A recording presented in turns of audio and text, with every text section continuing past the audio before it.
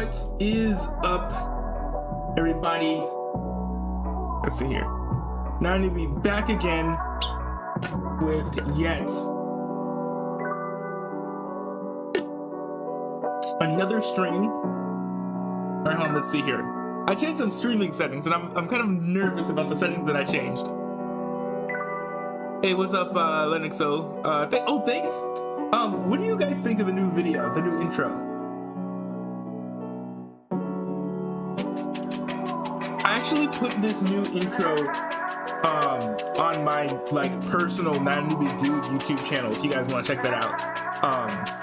It's just like something I figured it was nicer. The one that I had was a little bit too descriptive and it didn't really match. It was like I'm coming back soon. Well, I'm not always coming back soon, but I figured just saying that hey, it's not a newbie is fine. It works. The Liberator says Andrew Tate's hilarious though. Granted, I don't agree with some of his views. I mean, he is hilarious. The interesting thing about Andrew Tate, and I think we'll get into this when I do some reactions of his stuff, is I actually agree with a lot of the things that he says. At least like the ones that go the things he says that go viral. I agree with a lot of those things, but I think that either he comes at things with a lot of arrogance, and so he gets so carried away. I just think he's a dangerous person to listen to, and he doesn't always base everything that he says off of evidence too. He just shoots at the hip, saying stuff to the point where he is wrong some of the time, and a lot of the times when he's wrong, if you're the type of person who would listen to an Andrew Tate, you're not going to be able to discern whether or not what he's saying is accurate or if it's not accurate, if it's true or if it's not true.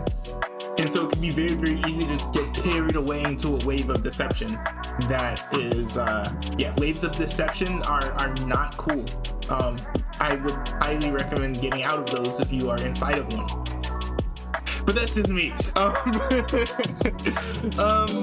Anyways, what's up, everybody? Thanks to everybody for tuning in. What do you guys think of the new camera, by the way? If you guys were on my vlog channel and saw, I got a budget tripod from eBay that I just rigged up.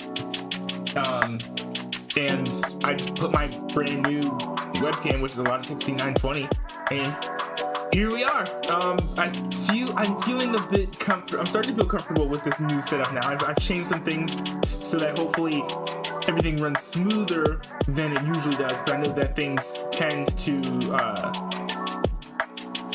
be off sometimes. Sometimes my stream can get a little bit laggy. So I changed some things about how my stream runs, and hopefully that makes things a little bit better. I don't know. We'll have to see. Hold on, I'm gonna cut the music here. I do want to react. Hold on, I'm also gonna turn on the TTS for you guys, which is a rare treat. It's not a rare treat, but it's rarer nowadays because I'm really trying to make content for my clips channel, and I personally think it can be a little bit more difficult / distracting to have the TTS, but I have also really love having your guys' input too. Chat. So Friday I do want to try and find a better balance of including the TTS in my streams, but also kind of staying on task here. Let's see. Friday was a Kim Kardashian politics. Did something happen on Friday? I completely forgot. Also, I forgot to mention, birthday. I have a brand new system in my Discord. So a lot of you guys who've watched my channel previously know that my Discord servers at dscrd.ntnwb.cc, it'll just take you to my Discord server. However, I'm changing one thing about it. So now I'm kind of setting up a couple of arenas in there that'll make it easier for me to have guests in there. So first of all, there's a thing in the Discord server that is called the bread line. So in that voice chat, people will be able to queue themselves up, and I can put them in one at a time. Would be optimal, but You know, people, if I want to like take a guest call on the Discord, the procedure for that is to go into my Discord. I have the One Revolution section of the Bread Gang server, which is where all this is going to happen. Go into Bread Queue, at me, tell me why you want to talk on stream, like what you want, like your question or whatever, or just whatever topic you want to discuss. Then I'll add you to a special role, and then you'll be able to join the Bread Line voice chat. One thing that happened during the whole Spoopy Leaf situation, which, you know, I'm not really going to get into because, you know, my whole community is not not fans of Spoopy Leaf / Spoopy Fritzley / Hot Ramen. I completely understand that. But one thing about that made us even getting it onto that call a little bit tricky was that he was trying to call me like at my personal account rather than using the channels that I had already set up in the Bread Gang. So I kind of want to take this opportunity to say, hey, if you want to be on the air during my streams, make sure you're in my Discord channel, and then make sure you appropriately approach me in the Bread Queue text chat, and then use that to then just say, oh, hey, I want to talk about this, and then I will let you in. I also have another thing in there that's called the Bread Party. Now, this will primarily be for if I want to have like debates, like moderate debates or things like that, or if I just want to have have multiple people on at the same time. I have a Bread Party voice chat, which is actually the one I'm on now in the Discord, and I think you should be able to join and connect to the Bread Party channel and listen indiscriminately, but you will not be able to speak. I think it's kind of, I designed it to try and make it work like a Discord stage or whatever. So hopefully that works out the way that I intended it to. Yeah. So big changes to my Discord server. I do want to have a little bit more fan participation, because as much as the Spoopy Leaf situation like wasn't the best, the cool thing about it was, you know, we had inclusion and participation from somebody else. Having just somebody else on the air just makes things a lot more interesting and a lot less predictable, which I think makes it more fun. So definitely want to do that. Definitely want to have more of the Bread Gang peeps into like actually on stream. So looking forward to that and seeing how that all unfolds. All you have to do is just at me in the bread queue, and I will consider adding you into the stream. The Liberator said in the chat, I like the idea. Good moderation with it. Oh, thanks. I appreciate that. Yeah. I mean, moderation is going to be key. Like the mechanism that I was thinking through that gave me the idea to do it in this particular way is literally talk radio. I grew up listening to tons and tons of talk radio. And said in the chat, Friday was the Kim Kardashian. And this is exactly how it works. You know, you have Mr. Producer who is sitting, listening to the callers. The caller calls, hey, this is my name. You know, this is what I want to talk about. And then that is like screened. Then the host can see the list of the different people and like what they want to talk about or whatever. And then they'd be like, okay, I'll take that call. Like hit caller 1 or 2 or whatever. And then that person will come in. I'm trying to see if I can emulate something very similar to that in the Bread Gang. But anyways, I do want to get to this news story here. Friday was the Kim Kardashian birthday. I didn't notice. Monica Lewinsky?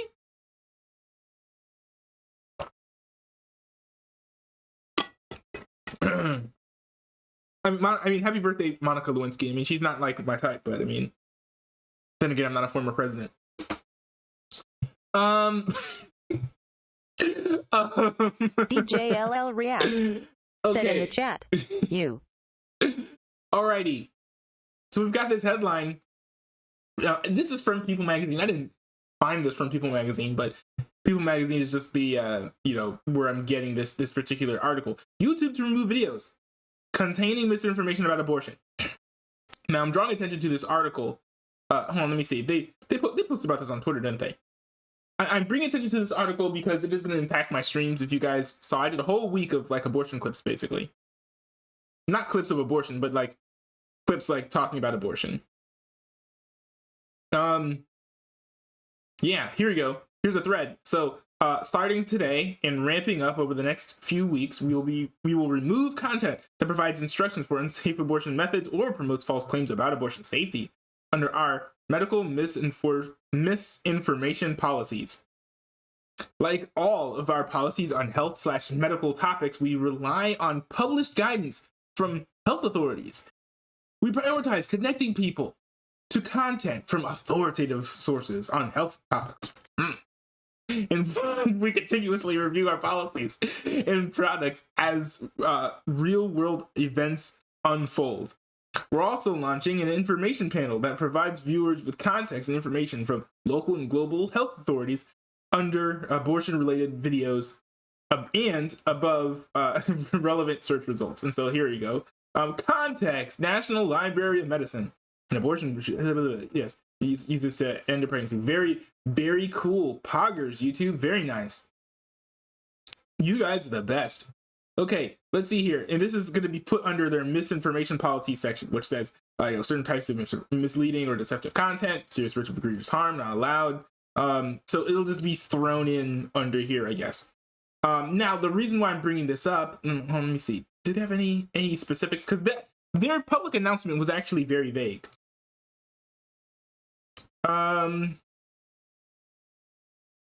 Let's see.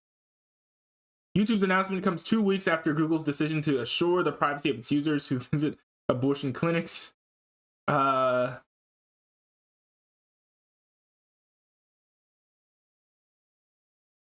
see. Yeah, no, this is basically just like gobbledygook that was designed to make people feel some type of way.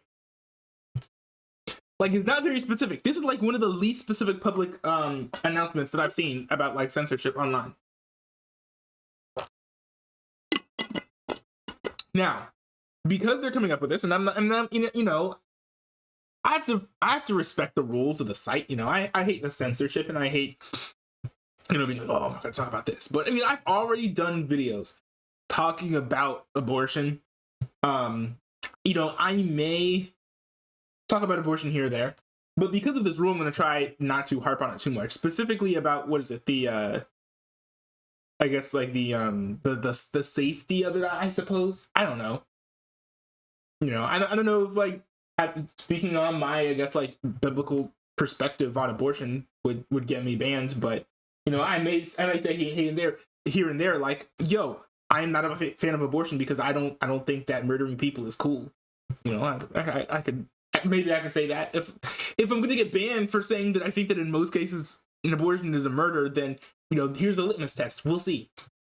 If you're seeing this video, I guess I'm not going to be banned for that. But you know, all the other peripherals, all the other arguments that one can make about it. I'm not the most knowledgeable like debater. There are like pro-life activists who do a better job, who can make a better job of making their case, you know, against abortion than me. So I'm kind of gonna try and respect YouTube's rules here, and I'm not gonna try and you know, put abortion on blast all the time. You know, I will say, you know, what it is, but at the end of the day, you know, I understand, you know, wanting to you know, not speak your truth, but you know, speak out with my beliefs. But at the same time, there are other things I can talk about. And besides, we all know, if you guys don't know, I have a video about this on the vlog channel. I think I've talked about this multiple times on stream, but I do plan on eventually building out my own streaming website for my streams. And so on there, I'll be able to talk more freely and openly about politics and different things like that. So that's kind of a little taste. I'm getting an idea of what I want to do with the other streaming service. So you know, not to announce too much, but stay tuned, because I'm excited for what's going to be on the new site. Especially the people, those of you guys in the audience who are like fans of the politics and the news, you guys are going to be excited. You guys are going to be hype. You know, I don't know if any of you guys are like, oh, now Newbie doesn't react to enough YTPs. You guys probably aren't in the chat right now if you do exist. But for those of you who are like, oh, why doesn't he talk about Ron DeSantis more? you're gonna be happy with what I plan on building out. So yeah. Anyways, I did want to tease that too. I figured I might as well.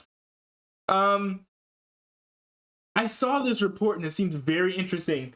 There isn't a lot that I can speak to about it, just because I am not a scientific, expert. But it is interesting.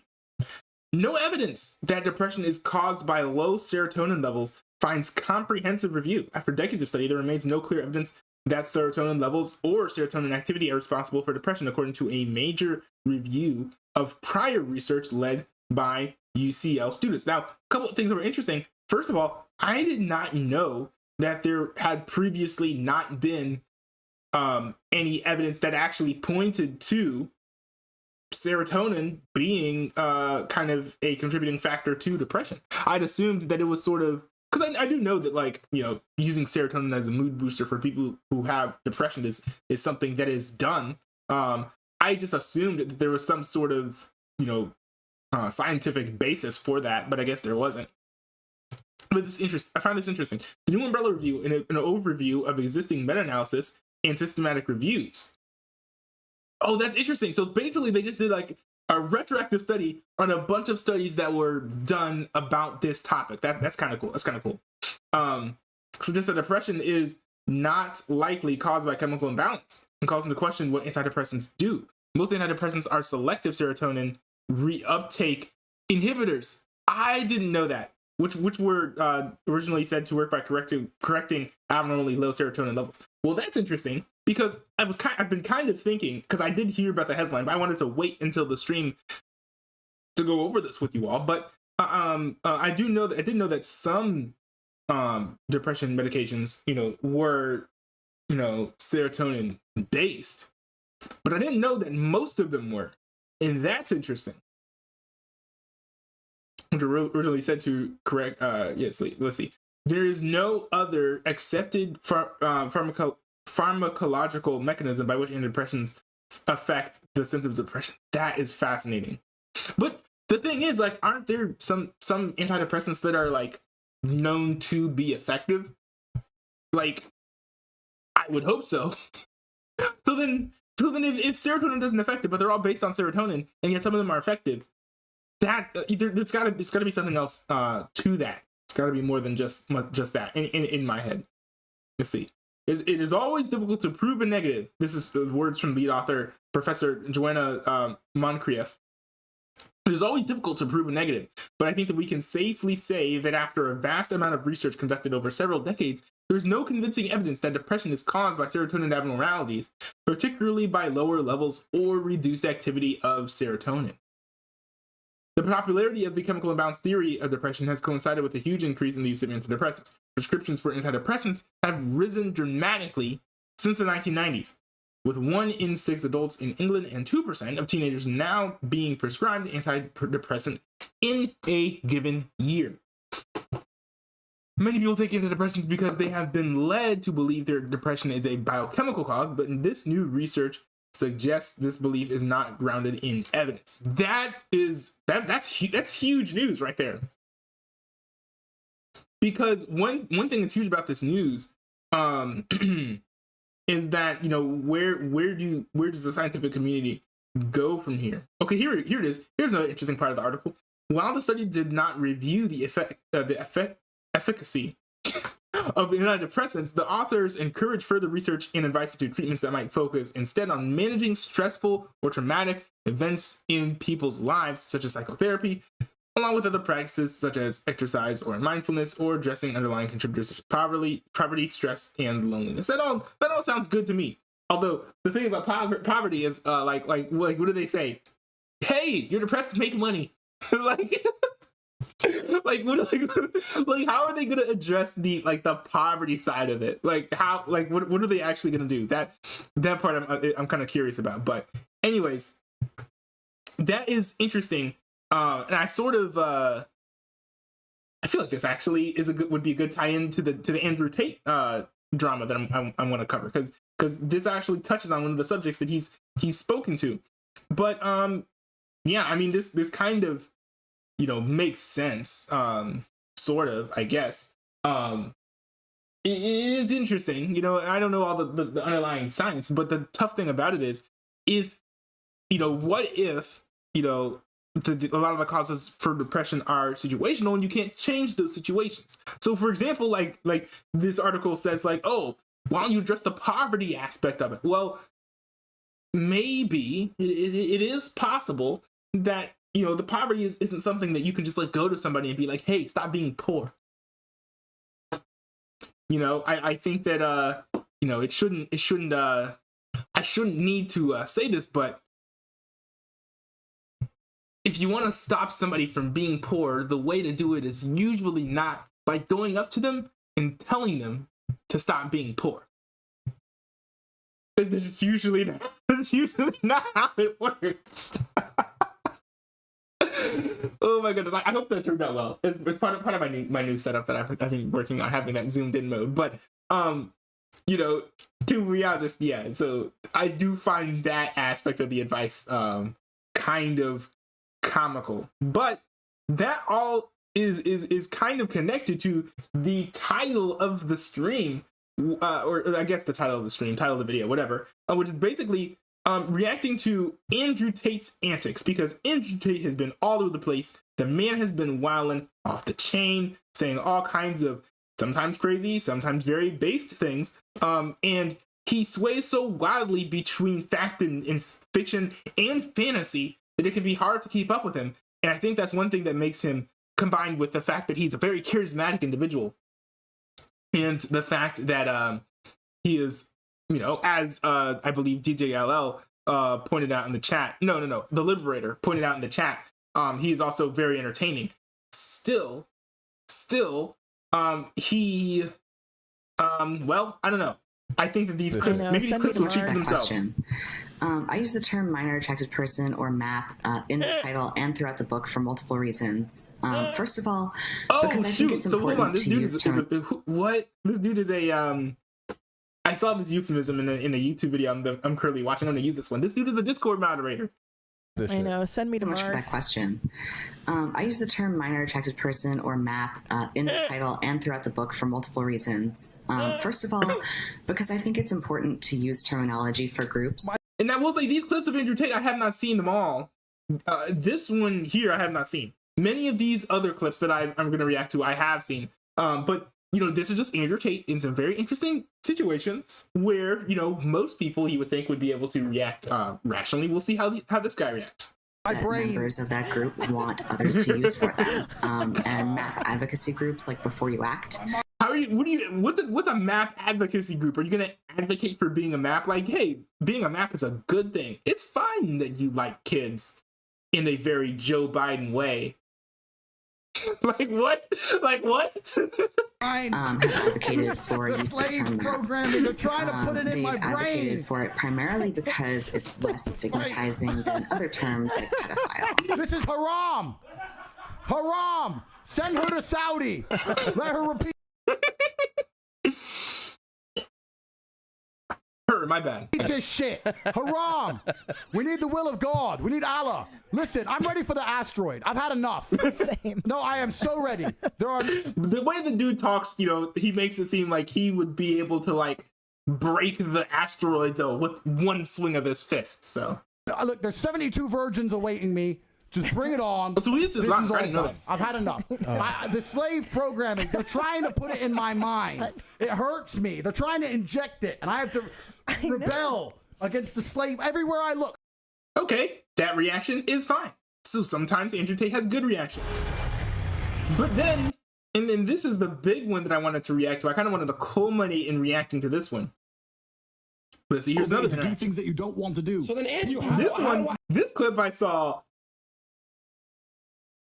This one was interesting because the dude is kind of spitting facts, but in a way that is like we're made with this made me think this guy is problematic, and also there's some logical issues that he makes here. Obey to do things that you don't want literally to do. contradicting himself here. I think if I remember correctly. Obey to do things that you don't want to do. So then, Andrew, how do I do it? Like, how do I do it? People who train every day don't want to train every day. They are not motivated to train. Some people do. There are people out there who enjoy training every day. Now, maybe you don't like training. Maybe you're like, man, I wish I didn't have to train every day to keep up this persona. But hey, I mean, I got this woman that I had to pay in order to be willing to give me a massage on my neck. So I feel a little bit better about that. But, you know, I don't like training. I don't like going to the gym. So, of course, other people don't. I don't know. Train every day. They are something else. Motivation is the wrong word. They are not motivated. They are. If you do anything, you're probably motivated to do it by something. I don't know anyone who does something that they're not at least a little bit motivated to do. Discipline. Andrew, are there ever days where you don't feel like working out or you don't feel like doing work? Every fucking day. Yeah, there it is. Exactly. Yeah. I don't feel like doing things that I still do. It's called discipline. It's called being a man. Stop. But that discipline is motivating. So, you know, motivation doesn't mean that you want to do something. Motivation means that you have the will to do it. They're two very different things. About feeling like doing it. If you only do things you feel like doing, you know what you end up doing? What? You end up sitting around with a belly drinking soya fucking latte bullshit. That's what you end up doing if you only do what you feel like doing. You have to wake up and say, I don't feel like training, but I must train. That's true. I will only drink water. I will watch Tate speech. Go to Yo. CobraTate.com, join HU. I will stop being a loser. I will follow the word of Tate. I have a question. That's what you need to do. Can I get Whether it's By the way, here he's advertising for his own course, which is Hustlers University, which just the name of it sounds super sleazy, but that's something that we will be getting to in a minute here. it's hard. No, this is my stream. I'm talking. Okay. You need to do what you're supposed to do. Also, is that actually his stream? I'm pretty sure this was Aiden Ross's stream. So like, This is my stream. I'm very talking. disrespectful to You need to do be like, shut up! I'm talking. This is my stream. No, it's not. It's literally not. It's Aiden Ross's what stream. you're supposed to do, not what you feel like fucking doing. Okay. That's the difference between a man and a fucking child. You do not become a man doing what you feel like doing. You become a man doing what you're supposed to fucking do. The men on the Titanic didn't feel like dying that day. It's your duty. It is your duty to not be a fat piece of shit. Okay. But you fucking it up because of a lack of motivation. Nah, bro, what the fuck? I mean, that is true. That is true. There's some bars to what he's saying here in this one. Now let's look at this one. Sitting in a normal car. Now, just to the title of this, oh my goodness. Okay, let's get into this. Sitting in a normal car. And I watched a woman crash. She pulled out a jump. What? Dude is already starting the video out like with an L, but okay. Turned, and somehow, I can't even explain to you how ridiculous this was. She came up, she pulled out of a junction, turned to turn right, and instead of just turning right, she did some kind of U-turn back into traffic and crashed. Well, okay, that's interesting. Why would you do that? It didn't make any human sense. I can't explain it to you in a way that makes sense. I know you're sitting there thinking, no, that can't be right. No, that's literally what she did. No, yes. I mean, I actually believe you when it comes to this interaction. Going this way, the traffic stopped. She comes out, instead of just turning right and going on her way, she comes and just crashes into this car. I don't know why you would do that. And I sat there and I thought, how are women allowed to drive? What? What is wrong? What is wrong with this dude? This guy is crazy. What? How's the correlation? Like, you know how dumb it is? Like the logic that he used to even get to that point. He sees one woman turn and crash in a very stupid way, and he's like, that woman was being very stupid as she drove. Why are women allowed to drive? like what? That's like me looking at all of the mass shooters who, I mean, I don't know if they're all boys or men, but the vast majority of them have been male. I can't think of the last mass shooter that was a woman. But anyways, that's like being like looking at all of this and being like, how are men allowed to have guns? If I was, you know, a believer in like gun control and that sort of thing, or I don't know, like some I don't know. I think that this is way too like anecdotal. You can't just look at like one instance and be like, why are they allowed to drive? Okay, it's like, you know, you have an uncle who like gets into credit card debt and has to like go into bankruptcy, and then you're like, how are uncles allowed to have credit cards? like the logic just does not follow. It does not make sense. But it's how. And the thing is, the kinds of people who are sort of like the Andrew Tate stans aren't really going to be that discerning when it comes to the things he says. They're not going to be like listening to his preachings on these subjects with a critical eye. A man is good enough at driving to know he's not a good driver, but what? So, so you're saying that men would not crash in the same way that women do? Well, hold on, let me see here. I mean, let's see. Are men better drivers than women? Well, I think it is interesting that the answer is no. Severe accidents tend to occur more with men than women. Females have a higher chance of being injured or killed in crashes that are equally severe. Now that's interesting, and I'll get to that in a second, though this narrows with age. From 1975 to 2019, male crash deaths were more than double female crash deaths. Well, that's interesting. Well, okay, so there are a couple things to this. Firstly, I believe, if I'm not mistaken, that more men drive than women. So there are more male drivers than women. So that explains why more men are getting injured. Let's see, why they're getting injured. However, one thing that's interesting too is that just men are more likely to be in severe accidents. You know, that's literally what this is saying. So I wonder if this is more powerful than Andrew Tate's, you know, omniscient knowledge on whether or not women are good or drivers or not, or whether or not women should be banned from driving. Like, when you look at the facts, you know, men are more dangerous drivers than women, just based on the facts. So I think that rules out the fact that this dude saw a woman make a stupid U-turn and crash to another vehicle one time. But that's just me. But women are such bad drivers, they genuinely think they're okay drivers. It's remarkable. So what is any of this based on except for this one interaction that he had? If you're truly shit at something, you can't even tell you're crap, right? If you're completely deaf. Yes, Andrew Tate, this is correct. You don't know you're bad at piano because you're an idiot. Women can't drive, none of them. I've never met a woman who can actually drive competently. They all just fucking make mistakes, do stupid shit they're not supposed to do. Also, one note, if you're looking at the video here, in the corner it says Tate Playboy, as if like being like a Playboy is like a good and like, bro, the channel is actually called, this is sad, as if being a Playboy is like a good and honorable thing. Like, it's insane. Way too close to shit they could never get out of the way of. And then when something happens, it's always, well, it wasn't actually my fault. Ask every woman you've ever met if you had a crash. Yeah, but it wasn't my fault. Well, of course. Okay, what about men, though? What about men? What dude is going to be in a car crash and be like, oh, yeah, that crash I was in, that was my fault, man. That was my fault. Yeah.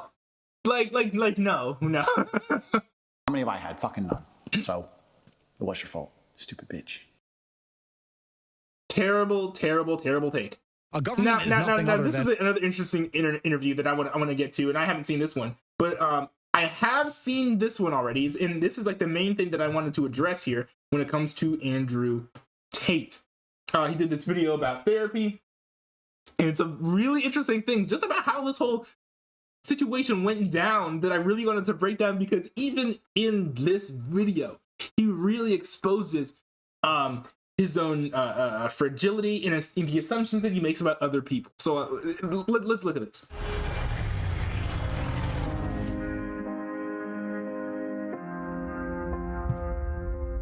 It is detrimental. Not only is it useless, not only is it not science, not only is it bullshit, it actually makes people worse. The worst thing you can do if you have a problem So he's saying therapy makes you worse. Interesting. is sit and fucking talk about it all day. He's saying sitting around and talking about your issues all day is a waste of your time, I guess. People say you shouldn't bury your problems because if you repress them, that's bullshit. So is he saying that you should? Okay, that's out of context clip. That's an intro. Welcome. Let's back to the best. I will say I want that chair. I'm pretty sure that it's got a nice soft back, which is better than this wooden one. So, but anyways, Most underrated, undersubscribed to YouTube channel on the internet. I'm sure it's underscribed, Tate. I'm Tate sure. Speech. I'm here with my coffee, chilling, and today we're I will watch Tate Speech. going to talk about therapy. Because I have a gripe with therapy. Now, one thing that's interesting, one thing that's interesting in that clip in the beginning was that he was saying, "Oh, it's a waste of time to whine and sitting around talking about problems all day." Isn't he whining and all the time sitting around talking about the problems of the lack of masculinity in society today? Like he's doing that too. And if you've been watching my channel for long enough, you know that I have a gripe with many things. And I'm always right. I'm eternally correct. Oh yes, sure, yeah, you are, yeah. If I have a gripe with something, then that something is in trouble. Because Sure. my logic is infallible. Absolutely. Which is why nobody is saying you lost the debate to Hassan Piker at all. Genuine problem with therapy as a whole. So let's start from the beginning. What is therapy? Well, therapy is the idea that you need to go through life crying about the bad things that have happened to you to some other mortal being as if they are God, and that somehow that makes things better. You need to go to some other normal human with This is actually not true at all. But I want him to get deeper into his fallacious argument for me to respond to it. their own problems, who's no better than you, and sit there and go, oh, this happened, that happened, and sit there and bitch about it, and that somehow this inaction is going to improve your life. Okay, the one thing that this guy doesn't get, and I've seen young Don talk about this, and I think I've seen Sneeko talk about this as well. They're all on this weird red pill manosphere rampage right now. I think they're trying to fill in the power vacuum that has been created by the death of Kevin Samuels. Which, by the way, Kevin Samuels, R.I.P. man. You were a great actor in season 3 of Atlanta on FX, which, by the way, if you haven't seen it, you should definitely watch it. Great acting chops. Did a fantastic job. He should. I don't know if he got a nomination for his role in that show, but he should have. Anyways, with all these people who are trying to fill in the void that's been left behind by Kevin Samuels, is that the thing with therapy is not necessarily that talking about something makes it better, or that like all you have to do is talk about it, but it's specifically the act of processing what it is that you're all twisted up in knots and in trauma from or whatever. So it's not necessarily that just like the talking about it is what is valuable about it. You could talk about things all day and be 1000% unproductive because you're not actually processing anything. You're just regurgitating your own perceptions about what happened in your own pre-existing mind state. Let's say every single day I got on this stream and I talked for 60 minutes, about the fact that, the sky is blue. And I don't even go into like reasonings for my beliefs in that. I just sit here and say the sky is blue. The sky is blue. The sky is blue. The sky is blue. The sky is blue. And I just like say that over and over again. Well, that's not productive. But let's say that I'm like, there's like a community of green skiers who believe that the sky is green.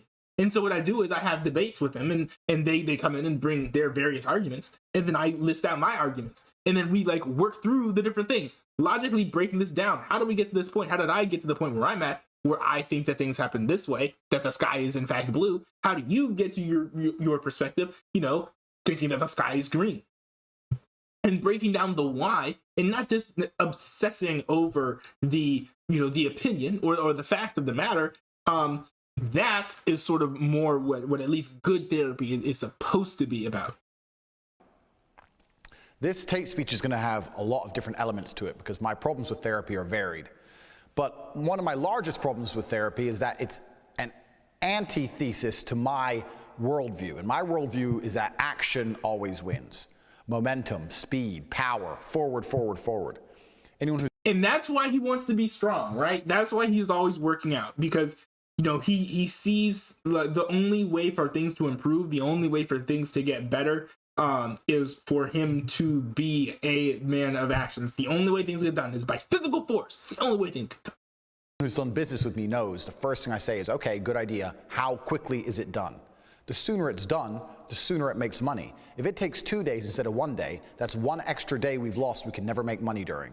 Okay, but this is also bad logic, because imagine if you're working on a business, you're working on a streaming service. Let's say you're CNN, right? And you want to release this streaming service. And you're like, hey, I've heard the streaming services make a lot of money. So you're like, okay, well, let's say Andrew Tate's the CEO of CNN. What Andrew Tate's going to do, he's going to go to the people who are going to be developing the streaming service, and he's going to be like, well, how long does it take?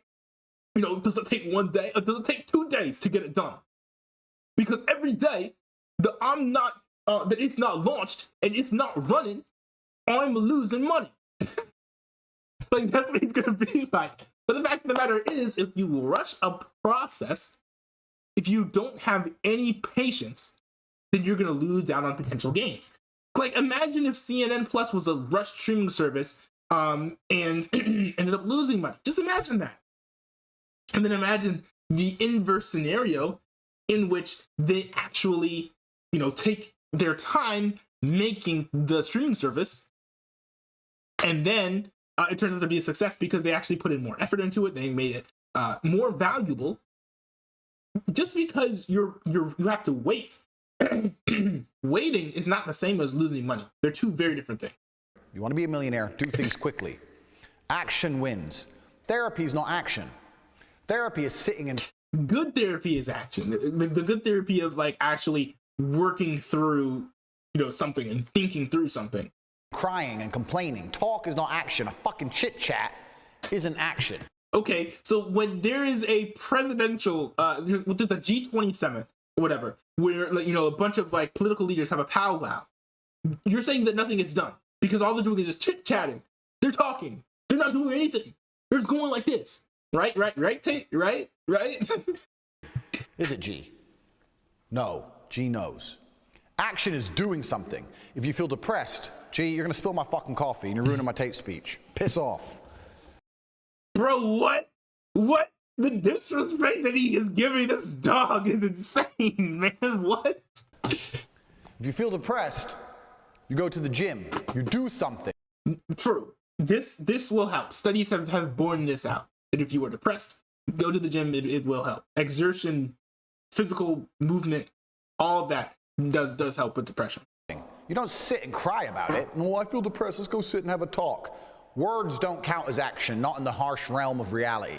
It's not the words themselves, but it's thinking through something. You can sit in a corner of a closet and be doing more actually to help cure your depression than if you actually did go out and work out. If while you're working out, you're completely ignoring, how you're feeling, why you're feeling the way you do, and, is the way that I'm feeling valid? Are there different ways I need to change my perspective in order to have a healthier outlook on life? Versus I was gonna make this point later, but I'm gonna go ahead and make this point now because I've been talking about this video for 10 minutes and I'm already at the 2.5 minute mark, so it'll take me forever to get to this point. But I do think the main reason why therapy is needed for a lot of people nowadays is because people don't really take some time out to just sit and think. And one of the good and helpful things about therapy, specifically talk therapy and psychotherapy, is that it's an arena where you are basically forced to sit down for an hour or whatever and think through whatever's on your mind, whatever's on your heart, your emotions, why you feel the way that you do, ways that you can move forward, ways you can get past things that were actually in the past, and then just move forward and grow as a person. Let's say that you have someone who's a very busy life and they're very busy. They're also very depressed. They're not going to spend time thinking about these things in a healthy way deliberately. Most likely not. But if you, like, let's say that, like, you know, you have something that you're dealing with, or like you're not necessarily going to therapy or whatever. Honestly, if you wanted to, you could be like, okay, I'm going to sit down by myself 30 minutes and think. You know, you don't necessarily have to go to therapy.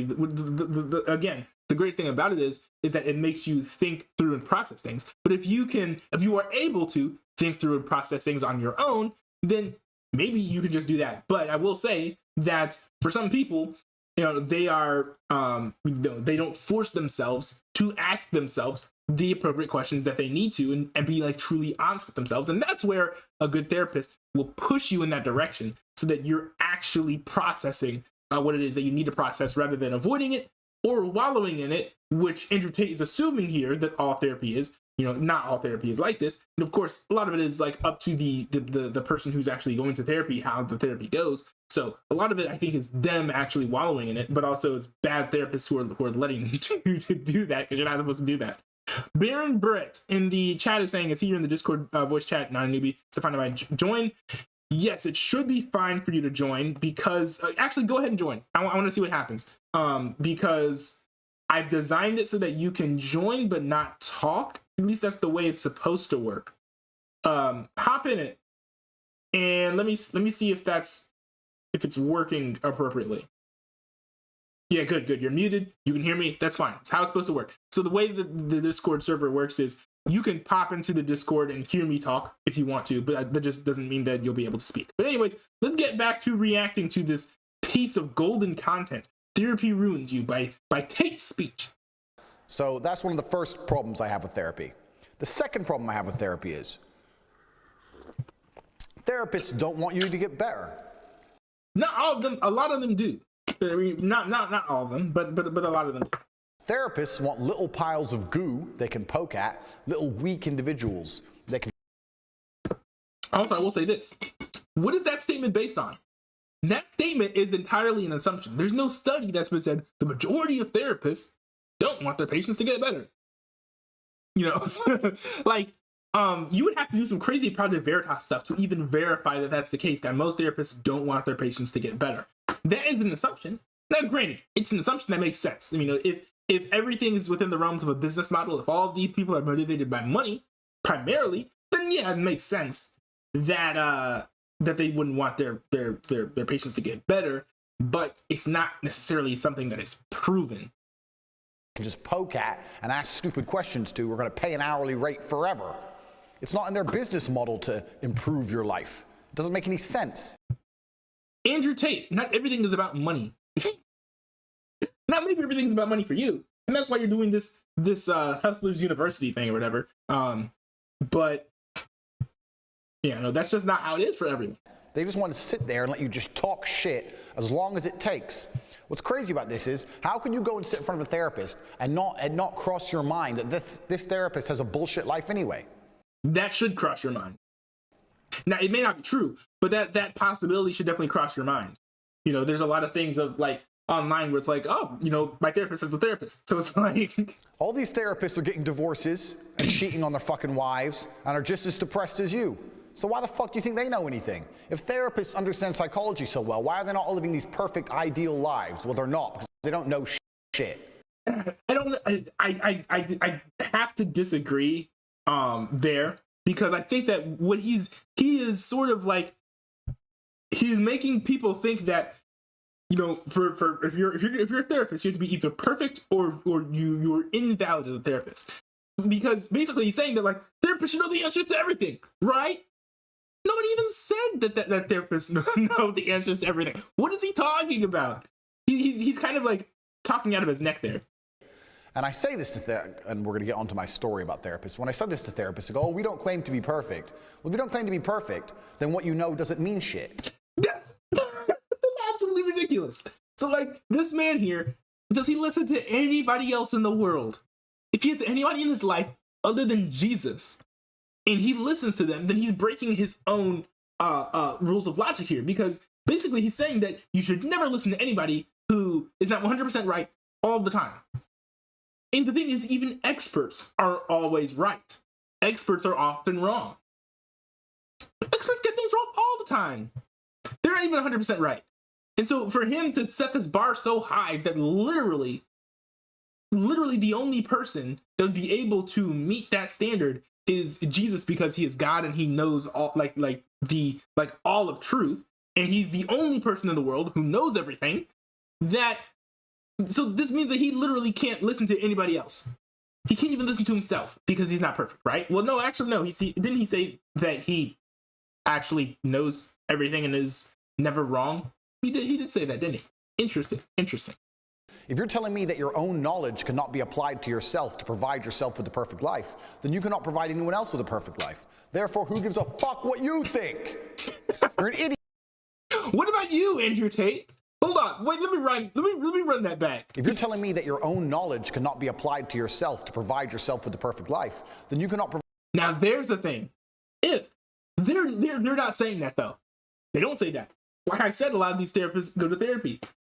Those people who go to therapy are also going to people who are, calling for the same types of actions that they are calling for themselves, right? It's not like a therapist is going to be like, well, I don't actually believe in therapy. I'm a Catholic and I do the whole confession thingy. Like, no.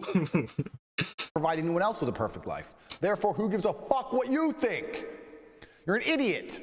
The idea that therapy is somehow necessary or mandatory is just new age Western garbage. I actually watched a really interesting documentary about a girl in the 1970s who was in a plane crash in Brazil, I think it was, somewhere in South America. And the plane crashed and everyone died except for her. And when she woke up, the plane crashed, she was knocked out. She woke up, still in the seat, next to her decapitated mother and dead bodies all around her. She got up, she foraged for food, she had some cuts and bruises, one of them got an infection. For 4 days she was surviving the jungle before she was succumbing to the fever she had from the infection. She laid down ready to die and got found by some local people which nursed her back to health. She ended up going back to Germany. She was a German girl.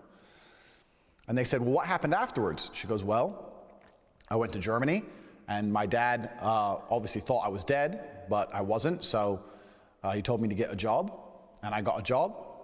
And that's it. That's good. Carried on with life. It's good. And literally they asked her, well, didn't you go to therapy? She saw her decapitated mother next to her after a fucking plane crash. And her reply was, no, in those days we didn't do therapy. That's true. That is true. Like, hold on. I'm gonna need to take a look at this. But something tells me that psychotherapy was not in abundance in the 1970s. Hold on. The state of therapy in the 1970s. Something tells me that it wasn't really all of that. Let me see here. Here we go. Mental health in special education. That's actually more of a special education thing here. 1970 to the present, deinstitutionalization, the downsizing of mental health facilities, a process of deinstitutionalization resulted from at least 3 factors. Court decisions in the 1970s established the patient's right to refuse treatment, which many exercised. So hold on. He's telling me here that we need to appeal to the fact that some woman in the 1970s went through a traumatic event, didn't go to therapy, and was like, well, we didn't have therapy in those days, when literally this is the time when they had stopped having mental institutions, not even like advancing the whole state of therapy itself, but literally just getting rid of the institutions. It took the 1970s to do that. And there probably were still plenty of mental hospitals that were going on at the time when this plane crash happened. Maybe maybe therapy was actually something that you wanted to do, but she didn't want to go because she was afraid of getting institutionalized. Because, being in an institution, it's known for being in a very abusive or at least not fun experience. So I highly doubt that even the therapy that was available would have been particularly helpful.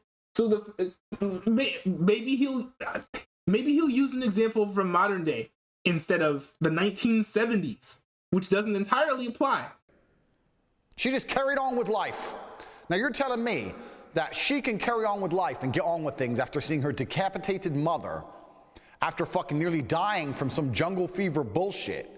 But you need therapy because people say mean words to you on the fucking internet? That's interesting. I wonder if that is accurate or not. Now, I mean, I will say that bullying can have an impact on people, but it does have to be very, very consistent and constant in order for it to actually be so effective that you need therapy, I would imagine. You're a pussy. The thing with all this new age shit is that some things should be universal across the human condition. If therapy was so necessary, it would have been necessary forever. The fact that it wasn't necessary before and is now necessary means it's new think, new age, and you've been conditioned. It doesn't mean that it's necessary, but it may be helpful. You know, helpful things, you know, are not necessarily necessary. And there are even some necessary things that have been invented today, or more recently, that, you know, just didn't exist like in prior times. To believe that you need it. People survived without it for a very, very long time. Therapy is not necessary. Okay, people survived without Bugattis. My top G. That bitch from Germany in the plane has been through more shit than you will ever go through, more shit than I've ever been through. And she didn't need fucking therapy, so why do you need therapy? This is a good motivational thing here that he's saying. I think that he's necessarily wrong in saying that, like, you shouldn't go to therapy because this woman saw her decapitated mother and carried on without therapy in an era where therapy didn't really exist as we know it today. Very bad argument. But I think that one better way and more helpful way to redirect it is, hey, yo, this woman did see her mother get decapitated and was able to carry on with life. Now, she probably, because she didn't go to therapy, was dealing with trauma and these difficult emotional situations. However, she was still able to get a job, right? She was still able to carry on with her life. So don't feel like just because you've been through trauma doesn't mean that you can't move forward, push forward, be successful in a professional workplace. It may mean that, you know, your mental health is going to be screwed up. That is possible. And there are plenty of people walking around with screwed up mental health. But they can still be, you know, productive members of society because, you know, having a clean bill of mental health is not necessary for being for having a job, for example, like Andrew Tate is saying that this woman was able to go and do. Because you're a pussy. Now, I've actually sat across from therapists 3 distinct times. This is my favorite part of this video, by the way. 3 individual times I have been forced to attend some psychoanalyst bullshit. I'm going to tell you what happened. So these 3 times I had to see a psychoanalyst were all for TV shows. I've been on a variety of reality TV shows. Genuinely 8 of you. Genuinely 8 of you are the piss taking. I'm telling you. I'm telling you what I've seen. From what I've seen, 8 of you. Snakes. You know, snakes. Not arguing with someone to their face and slacking them off to the diary room. That's literally the point of these shows. What did he think he was getting from? Snakes, you know, snakes. Not arguing with someone to their face and slacking them off to the diary room. One thing about this guy, I think that he, well, I'm not gonna use that terminology, but I think that what he, one thing he really enjoys and something that makes him feel superior to other people is getting them upset. So, you know, he's over here saying, you know, you guys are all snakes, right? You guys, you know, you're talking with each other, not talking to the other person in their face. And while he says this in public in front of everyone else, it does make him seem like he is sort of like being that alpha male, that real person, that not snake, because he's actually willing, he has the guts to go up and tell people, hey, yo, you know, your behavior isn't cool. So I guess that does make him feel better about himself. But I think, I don't know. Firstly, just because you have an issue with someone doesn't mean that you have to like, or you disagree with something that they do doesn't mean that you necessarily always have to just go and put them on blast. That's like the main thing. And second of all, just because you're going out and airing your dirty laundry about other people in front of the general public doesn't make you a superior person.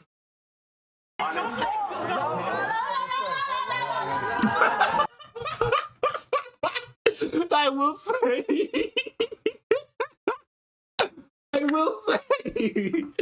that they handled this in probably what is the most immature way you could have possibly handled this. La, la, la, la, la. Oh yeah, real mature. You guys are all adults. You call us all snakes. Oh yeah, well. Be respectful, because you come into here.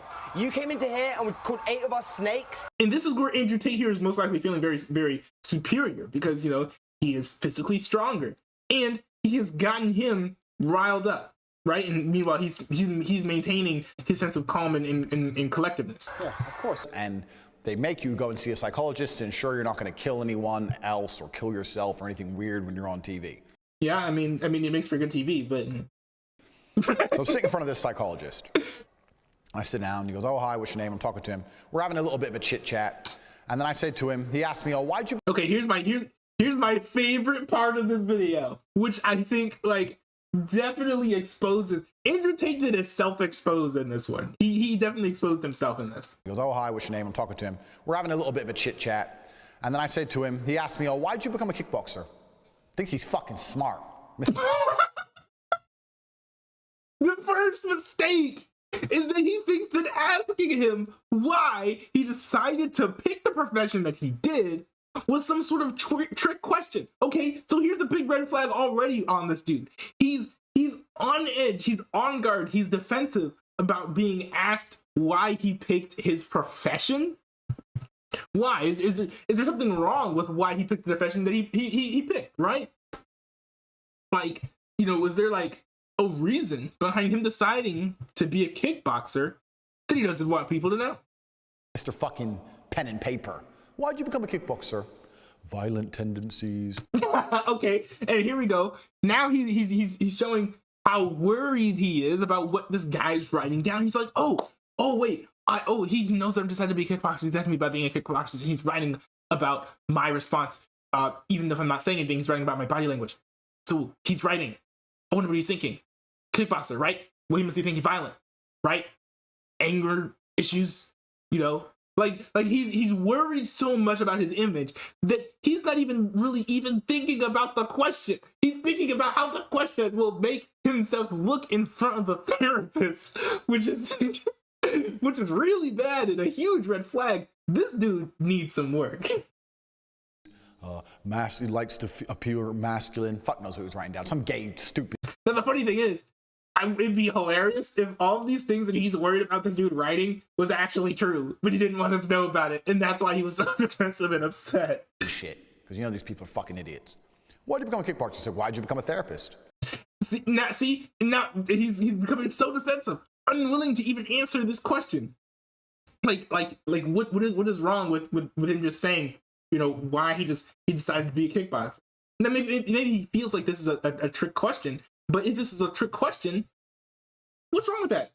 Why do I want to be a kickboxer? You know, I think that fighting people individually, fighting people is fun, and I think that fighting people within a set of like a guideline, an agreed upon guideline of these are the rules, so that you can't like do like sucker punches, that it's an environment in which you can't like actually die, or like actually injure somebody to the point where like, you know, they can basically like no longer, you know, function as a human being, except for maybe like head injuries. Like there's a way to even answer that question where it's completely fine and it doesn't even raise any red flags in front of a therapist, I would assume. But this guy is so afraid about how he's going to appear in front of this dude that he isn't even willing to answer the question. Which is funny because I bet that how he appears to other people is a big part of why he chose to be a kickboxer in the first place. I really found it interesting. I said, yeah, but... Okay, hold on. Kickboxer said, why'd you become a therapist? Yeah. He goes, I really found it interesting. I said, yeah, but it's not science, is it? Nobody asked. Who cares if it's a science? Is kickboxing a science? I don't know if kickboxing is a science or not. It's a sport, right? Nobody asked. Nobody asked. And nobody cared if therapy is a science. I mean, people do care in real life, but not in the scenario that he's talking about.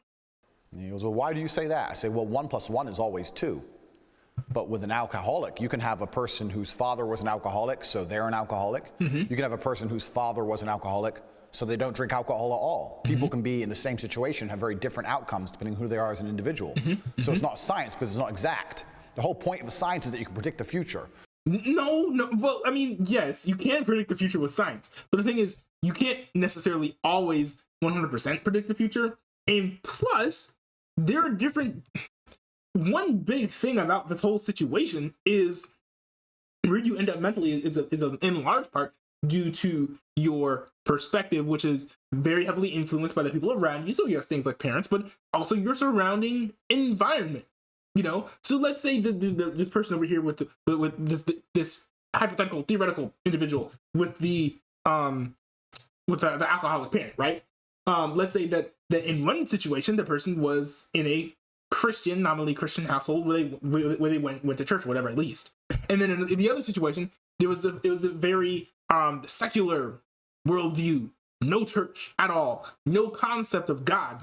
Those two people are going to end up in very different places in like the next like 20 years, even though the scenario is the same. Alcoholic parent, yes, okay. That doesn't mean like the totality of what you think it means. For something to be science, for something to be exact, you have to be able to predict the future with it. 1 + 1 is 2, which means if I take 1 and 1 and put them together again, it will be 2 again in the future. This is how we can put rockets into space. Now, one thing that he's exposing about himself with this too is that he's afraid of things you can't like put down and like act like, say like, if I do this and then this will be the result. Like, you have to be willing sometimes to sort of accept things where you don't 100% know like what's gonna happen next. Like, you can go to therapy and be there for like and get through whatever issues you have in a month. If you're like a little bit, I don't know, you can get through things. You can get through things quickly, or you can get through things in a long time, or you can sit around and not get through anything at all. That is a variable. And I would say that going to therapy is something that is variable. It's not certain that you go to therapy getting rid of whatever issues that you wanted to resolve once you went into it. Meanwhile, it has been proven that working out does decrease your depression and things like that. So maybe Tate would look at things and be like, okay, well, I've seen more evidence that working out is more effective than going to therapy. But that doesn't mean that therapy isn't helpful or effective. He's like, well, if I can't specifically like prove that it is helpful, then no one should do it, which is like a really dumb argument to me. Because we can predict, we can see where the planet's going to be. We know where to put the satellites. We can work things out. You can predict the future with a science. You can't predict the future with psychology. You can't sit there and psychoanalyze someone and tell me what I'm going to do. You can't stop me throwing this cup of coffee in your face. Yes, you can. Okay, one thing about psychology, right, that you could predict is, let's say that there were two people, right? There's one dude who has a spiked baseball bat, okay? Goes up to this kid, swings the baseball bat 3 times, okay? A psychologist would say that, after hitting the boy or whatever 3 times with a baseball bat, raises it again the 4th time, the kid's gonna flinch. That would be a psychological response that a psychologist would be able to predict. So it's not that you can't necessarily predict the future. Like, you can't like ever predict the future. That's just not true. You can't stop me doing shit. You don't know anything. So it's not a science. And he sat there and he thought, this motherfucker's smarter than I expected. And he waited for a few seconds and goes, oh, well, it's not exact, but there are some very general rules.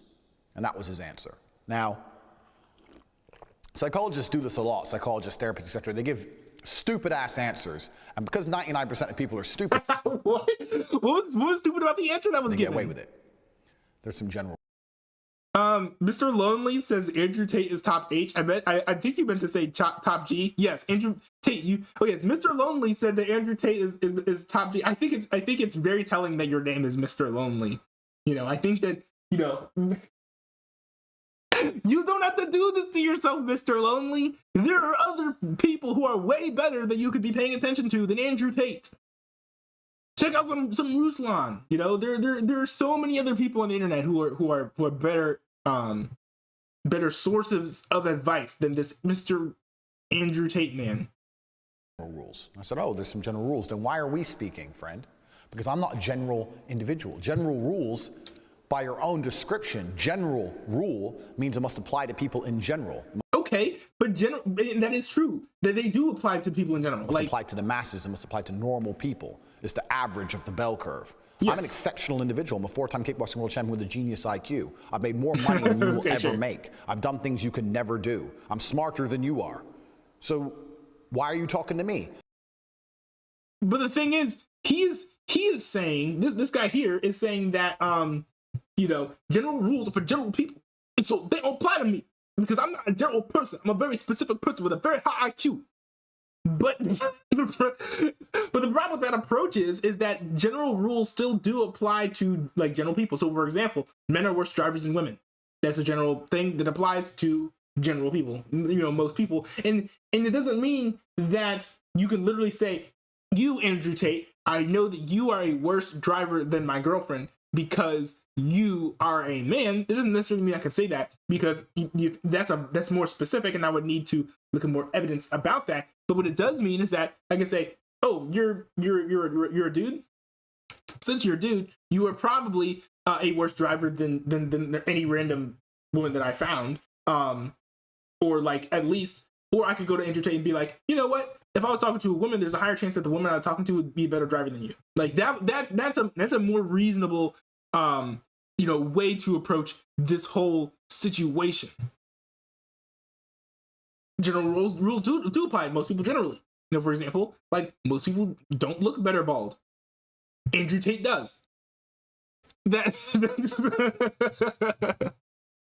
All of your general rules do not apply to exceptional people. Otherwise, they'd be rules for the. But you can't say that none of them do. None of them do. Like, expensive watches look good on people, right? That's a general rule. That is a general rule that applies to Mr. Andrew Tate here. This watch looks nice on him. Does it not? Chat. Does this watch not look nice on Mr. Andrew Tate? It does. So you can't pretend that general rules do not apply to you because you think that you are some unearthly god-like figure. The exceptions. You just said general rules. You have just admitted you are not qualified to interview me. No. Is it true or false? False! False! Absolutely false! It's fucking false. He just admitted general rules for general idiots. You're clearly above everyone, Andrew Tate. You're the Lord of Earth. So what? I don't know shit about you. So he sits there with his pen, doesn't know what to say because I'm correct, and just starts writing things down. Mm-hmm. And this is my favorite part of this video. Watch this. Things down, and eventually I got tired of him writing things down, so I stood up. Just stood up really quick. And as I stood up, he shat himself and dropped his pen. Okay. I don't know the fact that I don't know if he actually pooped himself, but I stood up and he went and dropped his pen. These are your masters. These are the therapists you worship. These are your lords. When I stand up, he shits himself. Don't hurt me like a fucking pussy. Therapist. I just looked at him. He had genuine shame in his eyes. He knew he fucked up. Him and I know. I guarantee I changed the trajectory of his career for the rest of his life. He will never. Sure, dude. Sure. Yes, Mr. Lord of Earth, Andrew Tate. Never forget the day he met Andrew Tate. Not only did he get out-argued, not only did he get embarrassed, but he felt shame when he dropped his pen. And I said, his pen was on the floor. I said, you dropped your pen. And I walked out the room. So we have a dude over here, this man over here who's literally calling himself the Lord of Earth, thinking that he came away from this interaction with a therapist, on the winning side of this because he was scared of what the therapist thought of him because he was writing things down and he was super nervous about how he would appear. So he redirected all the questions to be pointed at the therapist instead. And then he got so nervous because the therapist kept on writing that he stood up really quickly, surprising the therapist. And he, jumped because that's a natural thing to do. When someone just makes a sudden motion, you do flinch. That's a natural thing to do. Because he had a natural response to this very strong individual standing up insanely quickly for no reason, completely unprovoked. This dude basically was like, hey, I was able to scare this therapist and he was writing stuff about me. I won. Like, what? Like, this dude, does this dude understand how the realm of arguing in conversation like how this all works, or does he only understand, haha, me strong, me man, me big muscles, me superior, like me rich, me better than you? Is that all this dude understands? He didn't call me back. He didn't want to see me again. I never saw that report. I don't know what he wrote down. And I'm sure he made up a whole bunch of shit. Oh, aggressive, this, that. Try to like make himself feel better by writing bad things on the piece of paper. But the reality, I love that he's still worried about what he thinks of him to this day. He was like, man, you know what? I never knew what he wrote about me. I kind of wish I knew what he wrote about me. You know, I bet he wrote all this and that about me. This therapist is living rent-free in this dude's mind for years. And the therapist probably doesn't think about entertaining anymore. And so maybe he sees him on TikTok and he's like, oh, that's that dude who was like super scared and insecure about himself to the point where he refused to even talk about himself at all. the reality is he could not defend his own profession. And in the harsh reality of the world, he shat himself. Now, why did he shit himself? I'll tell you why. Because when I said at the beginning of this video, action versus inaction. Therapists live in a world of inaction. To sit and chit action versus inaction. When you start, you just like randomly stand up for no reason, all of a sudden, unprovoked. Of course, of course it's gonna happen that you're gonna startle somebody, because that's a natural response. If you act in a way that is naturally startling to people, of course they're gonna be startled. Therapists live in a world of inaction. To sit and chit-chat and talk and discuss. Maybe, tell me when you were 12, that time you had that orange juice. Like, who gives a shit? I live in a world of action. Well, not you, Andrew Tate. You're a very kind and a gracious man. And you know what action is? Physical force. He was afraid I was going to attack him. Now, I'm not a violent man. But because I embarrassed him, because I destroyed his worldview so brutally. Yeah, sure. Yeah, you did. Yeah. He was left in a state of childlike fear. He was left in a state where... What's up with this dude who thinks that, like, putting somebody else in a state of fear is, like, a good thing? He was sitting there feeling vulnerable. So when I stood up and he saw my pure physical prowess, he shat himself. A vulnerable man in a vulnerable state with supreme force. Moving. Somebody tell this man that scaring somebody does not make you superior to them. Quickly in front of him. Of course he dropped his pen. What else is he gonna do? Just listen, I think I would crap myself knowing he's a martial artist. Well, yeah, you would, exactly. And if I went up to you and you were like this, huh, and you were like, ah, and then I was like, ha, beat you, you're done. You're dumb and stupid. Bow before me, mere mortal. And then, like, that was it. Like, you would think that I'm a very dumb and arrogant person, would you not? And if this guy can do it, and all the TikTok boys and girls are like over here, like, bowing down, like, what in the world? Action. Me standing up is real action. Me whooping someone's ass is real action. Sitting there having a chit chat and writing things down is. Oh yeah, Linux put this perfectly in the chat. He is really defending his own opinion through absolute bluntness. Yeah, there are lots of people who are like that, who are like, oh yeah, I'm blunt, so I'm right. Or like, oh, I'm just gonna keep on hammering my point home. I'm just gonna keep on saying it over and over again. That makes it true. Or I'm gonna try and demonstrate it with physical action. I'm gonna try and scare somebody. If I scare them, I'm right. In action. Therapists live in a world of inaction. I live in a world of action. And as I said, AZP said, "What is your net worth compared to Tate?" Personally, for me, like, probably not. I'm not as rich as him. So I must not be as good a person, huh, AZP? And what about you? What's your net worth compared to Andrew Tate? At the beginning, action always trumps inaction. My final point on therapy. Mr. Pizza said, when not a newbie hasn't recognized you in the chat, sadness noises. Yes, Mr. Pizza, you should go to therapy. Because I ignored you in the chat. Is as follows. It is detrimental. Not only is it useless, not only is it not science, not only is it bullshit, it actually makes people worse. The worst thing you can do. It can. I mean, and one big thing about this too is you do have a lot of bad therapists out there who do sort of trap individuals into these cycles, and they're not helpful at all. If you have a problem, is sit and fucking talk about it all day. People say you shouldn't bury your problems because if you repress. Okay, but that's like saying, hey, if you want to build a bridge, the worst thing you can do is talk about it. Don't talk about building the bridge, build the bridge. Okay, but don't you need a plan to do that? Don't you need to maybe talk about it before you actually do it? Easy P says, I'm not the one criticizing and mocking his content, though. That's you here with 70 subs and 9 viewers. Yes, it is. And welcome to the club, by the way. You can join the Discord.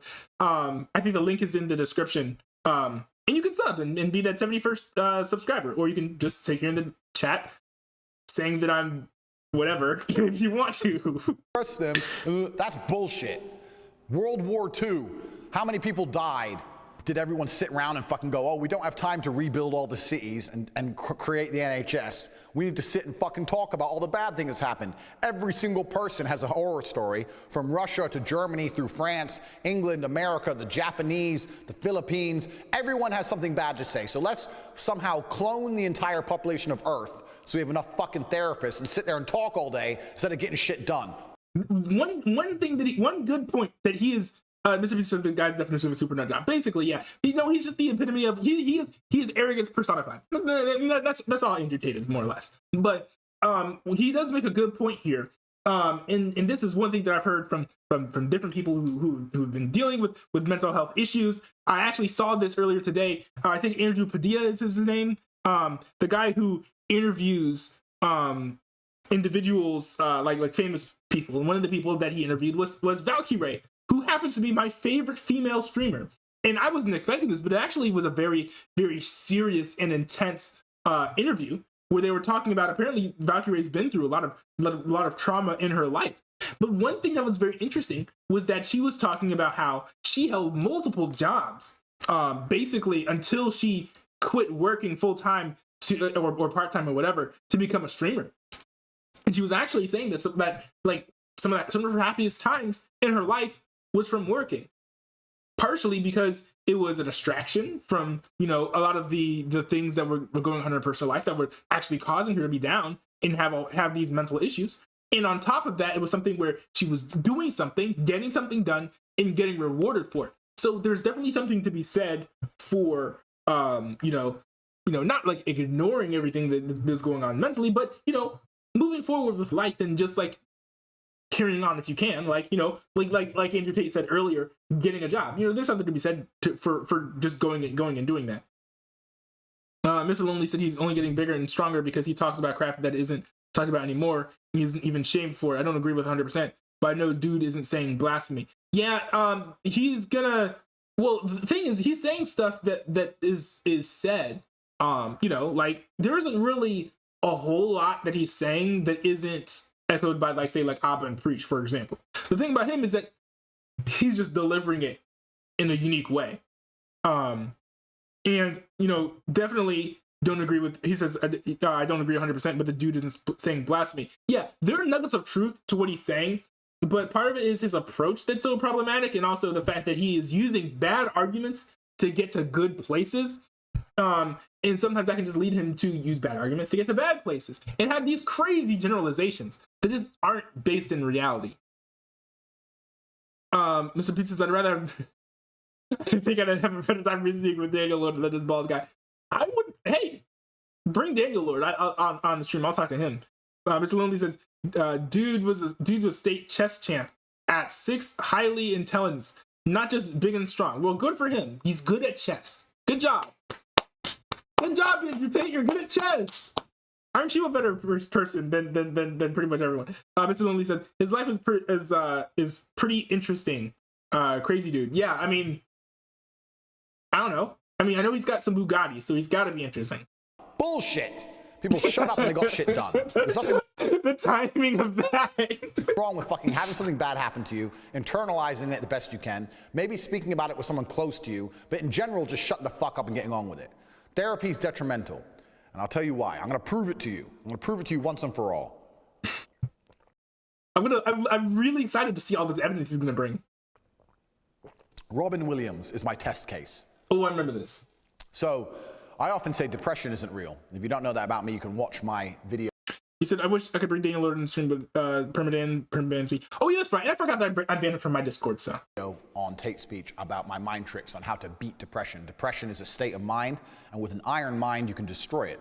I teach people. I bet that his tips on how to beat depression are actually a lot better than this interview. If he leans on exercise heavily, especially. People how to do this, but Robin Williams is the case. People often come at me and say, "Well, if depression isn't real, why did Robin Williams kill himself?" And that's a pretty good argument. I mean, Robin Williams was famous. He was a millionaire. He didn't have to grow old gracefully. He could have had 19-year-old girlfriends for the rest of his life and drove Lamborghinis and bungee jumped and do whatever the fuck he wanted. He was liked by everyone. No one disliked him. No negative attention, no negative media, nothing. So why does Robin Williams kill himself? Well, I'll tell you why. Therapy is why. Robin Williams did 12 years of therapy. For 12 years, not only was he taking mind-altering antidepressant drugs, which is a video in and of itself, why I'll never do antidepressants. True. But on top of that, every single day he's sitting there with a fucking therapist. If you sit in front of someone all day, every day, and talk about all the bad things that have ever happened to you all day, every day, you're gonna feel pissed off. Even I would want. Well, I mean, that is honestly true. That is honestly true, but that's if all it is that you're doing. You're also supposed to be actually working through whatever it is that you're discussing, rather than just like regurgitating, "Oh yeah, this sad thing happened," and like say that over and over again for like 12 years. It's not how you're supposed to approach it. Also, one thing too is that he's not like proving that the therapy is why Robin Williams self-quitted or whatever, rage quit. Like he didn't really give a reason. He was just like, "Hey, Robin Williams had therapy, committed suicide. Must have been the therapy, huh?" I don't know. You could as easily make the assumption that it's because he was an actor. You could as easily make the assumption it's because he's famous. Lots of famous people commit suicide all the time. You know, Avicii. I don't think Avicii was in therapy, was he? You know, what about Juice WRLD? I highly doubt that Juice WRLD was in therapy. So, this is one of the weakest arguments I've seen him use, and he uses weak arguments all the time.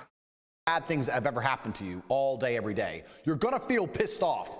Even I would want to jump off a fucking bridge if I spent 12 years talking to some dickhead about all the bad things that's happened in my life. It's detrimental. Sitting there crying about bad things is never gonna help you.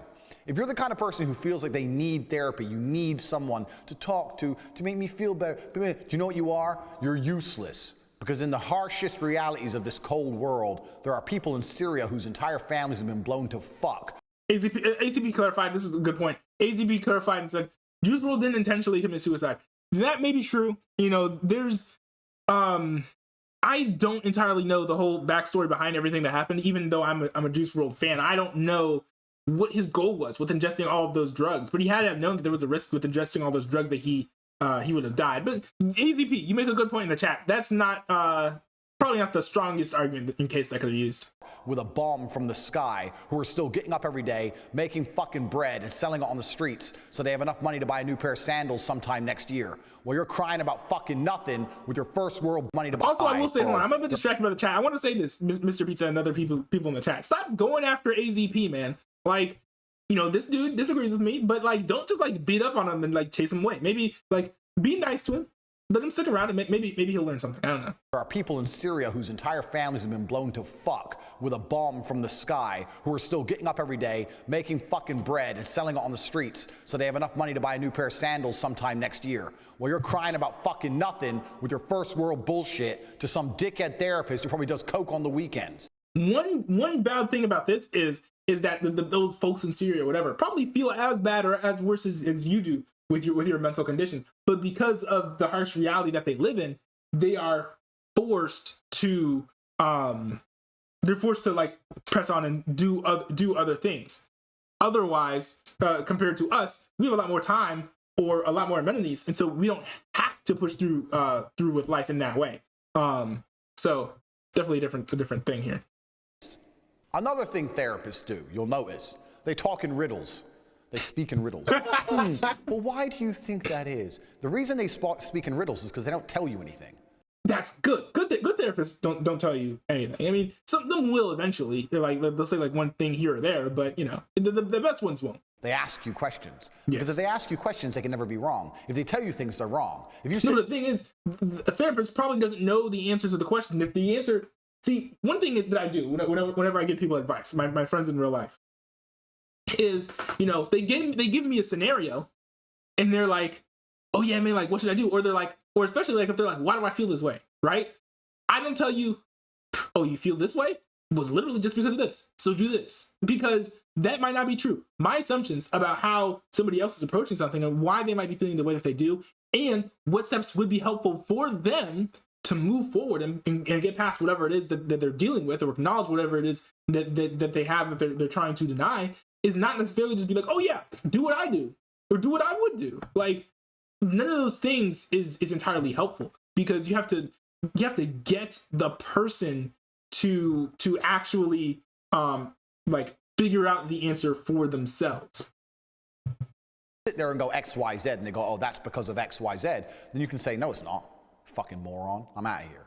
But if you go, but one thing too is that, like, if you actually get the person to think about it on their own, then maybe they will come to that conclusion on their own, rather than you telling them that that's what the answer is, and they're rejecting it because they don't want to accept it as the answer. Whereas maybe if they were just to sit and think about it, and they're like, oh, well, maybe X, Y, Z, you know, this guy is not American. Maybe X, Y, Z is the reason why I'm feeling this way or that way or whatever.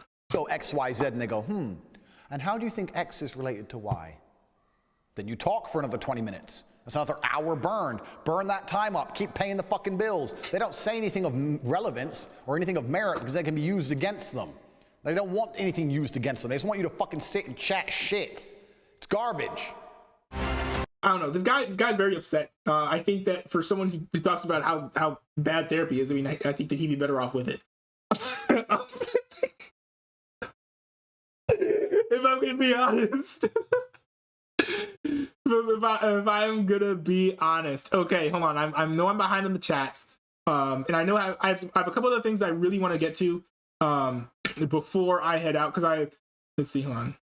I do have some other plans for the evening. Hold on, let me see here. Let's see what's in the chat. AZP says, keep using his name for clout though. Maybe you'll make it one day, bro. I don't know how this garbage got my recommended. Yes, I use his name for clout. Like, one thing that's really big to do for if you're a small content creator is to talk about things that are sort of like going on, that are like kind of big in the culture, and especially things that people are like searching for. Now, one thing is you don't want to do that so much that you're outside of your lane. So for me, I am a small content creator. I am trying to grow. So I am going to talk about things that are trending and that are big and they're like going on right now. So, it is what it is. I'm not going to, talk about like NFL and NBA free agency because I don't know anything about that. But, when it comes to this dude mouthing off and being all arrogant, that's something I think I can talk about a little bit. And it's mostly, though, things that I think are interesting. I react to content from like people with like a few hundred viewers. So I'm not always reacting to things that will give me clout, and I don't assume that just by talking about Andrew Tate then I'm gonna get clout either. This is just something that I find interesting. I was watching the video and I was like, this dude was making some of the worst arguments that I've ever heard, especially for someone who's going to argue that therapy is bad, because you can argue that therapy is bad in a way better way than he did, in like a fraction of of the time that he did. So Mr. Pizza said it's okay. Daniel orders his channel is dead. I didn't know that his channel was dead. Mr. Pizza said if you don't like your channel, you can leave. You can leave, stay, whatever. ACP says LOL Giga Chad. Yeah, I know calling me Giga Chad is kind of cringe, not gonna lie. I'm not really Giga Chad. I don't even resemble him in any way. Mr. Lonely said, I think approach is very overrated nowadays. Personally, I think we have become softer as a society. True. Not too long ago, men looked at the information, stated not how it makes us feel, rather is this accurate? And this is also true. Very true. Because I think that a lot of people have sort of like validated feelings to the point where like feelings create reality, when in reality, that's not how it works. So a lot of people like Mr. Lonely here is saying, a lot of people are going over here. They're like, oh, how does this make me feel? Is this something that seems right? You know, people, you know, try to like go with how things seem, you know, how things make them feel, rather than the actual truth or evidence. Let's see here. The next one said this guy's such a mouth breather, referring to well, I mean, yeah, he is a mouth breather. He smokes cigars. He just says, "I'm summoned to protect the newbie." See, the liberator is summoned to protect us. Let's see here. DJ L says, "Protect the newbie." Mr. Pizza, I don't see how calling not a newbie a Giga Chat is cringe. TikTok is the mega cringe stuff. Just because I am not a Giga Chad. Even though the phrase to me just seems like kind of weird. Like, and maybe it's just that like I don't spend a lot of time in the circles of the internet. Like if I were to debate Andrew Tate, I'd like to do where people say Chad all the time, but this Giga Chad is just like it's kind of cringe. I don't know. Anyways, all right. So let's get to this. I want to get to this video here. I wanted to react to this. So apparently, Hasanabi debated Andrew Tate. Well, actually, hold on, because there's a part 2 to this, because they ended up having a sort of second impromptu debate at like 3 in the morning or something. Let's see here. I need to open both of these things up. Okay, here we go. So here's the first part of the debate. Hassan Piker interviewing Andrew Tate. Like if I were to debate Andrew Tate, I'd like to do it on my own terms, where I... Mr. Lonely said, "You're funny and a smart lad. Enjoyed my time with you." Dude, you are lonely. You're making this sound like a date. Like, what? like what? Like what? Like, yo, Mr. Lonely out here just like Mr. Lonely is out here like, hey, you wanna go get dinner again?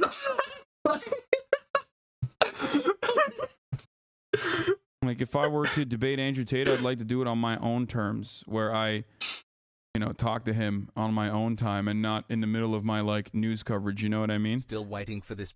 Hold up. Anyway, Tate thinks he's lazy, just going around to each community, going on streams and recruiting more people. Yeah, I know. It's kind of weird that like everyone's kind of letting that happen and letting it slide. Do it. There are a lot of incels in Bucky's community. It's not surprising.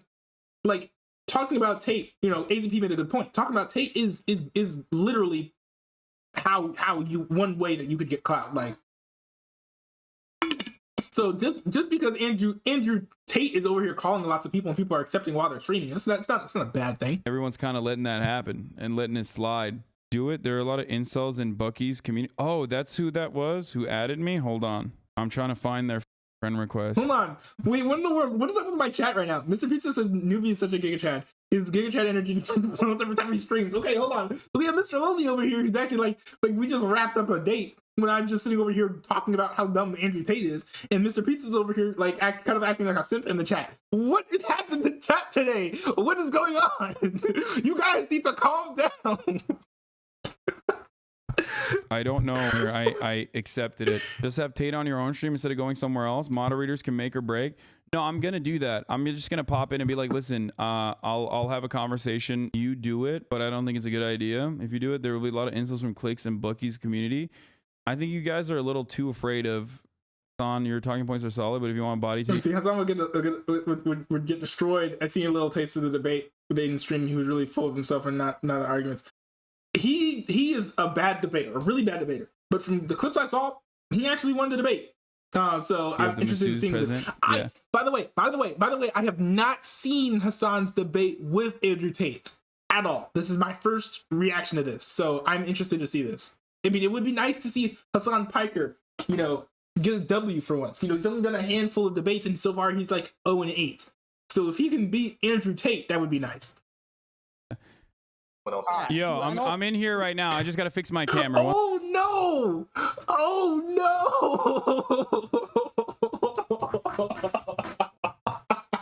I'm sorry for the little bit of backstory. Okay, so that dude in the top left corner, I don't know what his name is, but he's like one of the head dudes at like 100 Thieves. And so one time 100 Thieves was doing this event where they were live streaming the compound. And so like as I was like going to bed, and it was like a 24/7 thing where they were just like live streaming a compound where they had a bunch of like up and coming 100 Thieves people show up. And so he was there. He was like basically the dude running the thing.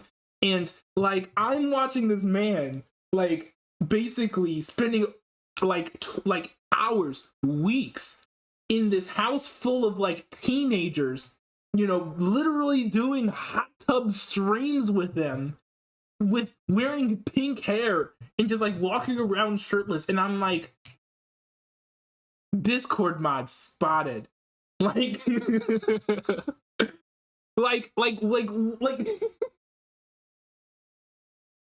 the guy in the top left corner, like, if he doesn't die before this happens, I bet he's gonna end up in prison. Like, 1 second. Like, he just like gives me like way too many creep vibes.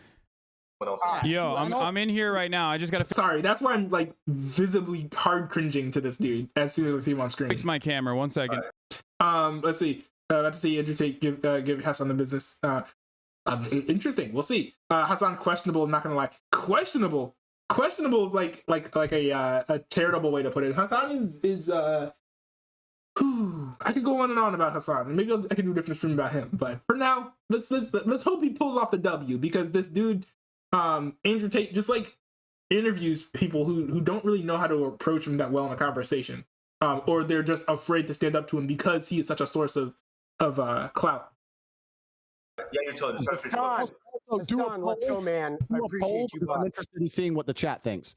The reason you're totally wrong saying that the world would have less war if there was no female leaders is because if you actually ask anybody who's been in the corporate world for long enough, the companies that have the most arguments, the most difficult corporate structures to deal with. In fact, even if you ask most women, they say, I don't like having a woman boss. I'd rather work for a man. When you have a whole bunch of women in charge, it's nothing but a fucking bitch fest and it's a shit show. What? Every single fucking person who's ever worked in corporate knows that. Every single person who's ever worked in the world knows that. Okay, this dude has like he the point he's trying to make is true. Probably, but and I don't know this, but I mean it's probably true. But his reasoning is so flawed. He's like, oh, all the people that I talked to, you know, they all said that I hate working for a woman. You know, nothing gets done. People just sit around complaining all the time. And so women would make for terrible leaders. No, that's not true. But I think one thing that would be fair is, you know, look at corporate structures of people of companies that are run by women, and see if they're good as similar corporate structures to, you know, companies that are run by men. And then look at countries that are run by women and countries that are run by men. And if you notice the difference, then maybe that will tell you more. You know, maybe that'll tell you more detail than just looking at all this anecdotal evidence. Like, ridiculous. Women, actually, as beautiful as they are and they're good at lots of different things, they would they would prefer to work for a male boss because it's a stronger, more clear leadership structure. Having a bunch of women in charge of countries is not going to make a fucking peaceful world. And the fact you believe that shows your entire mental model's fucked.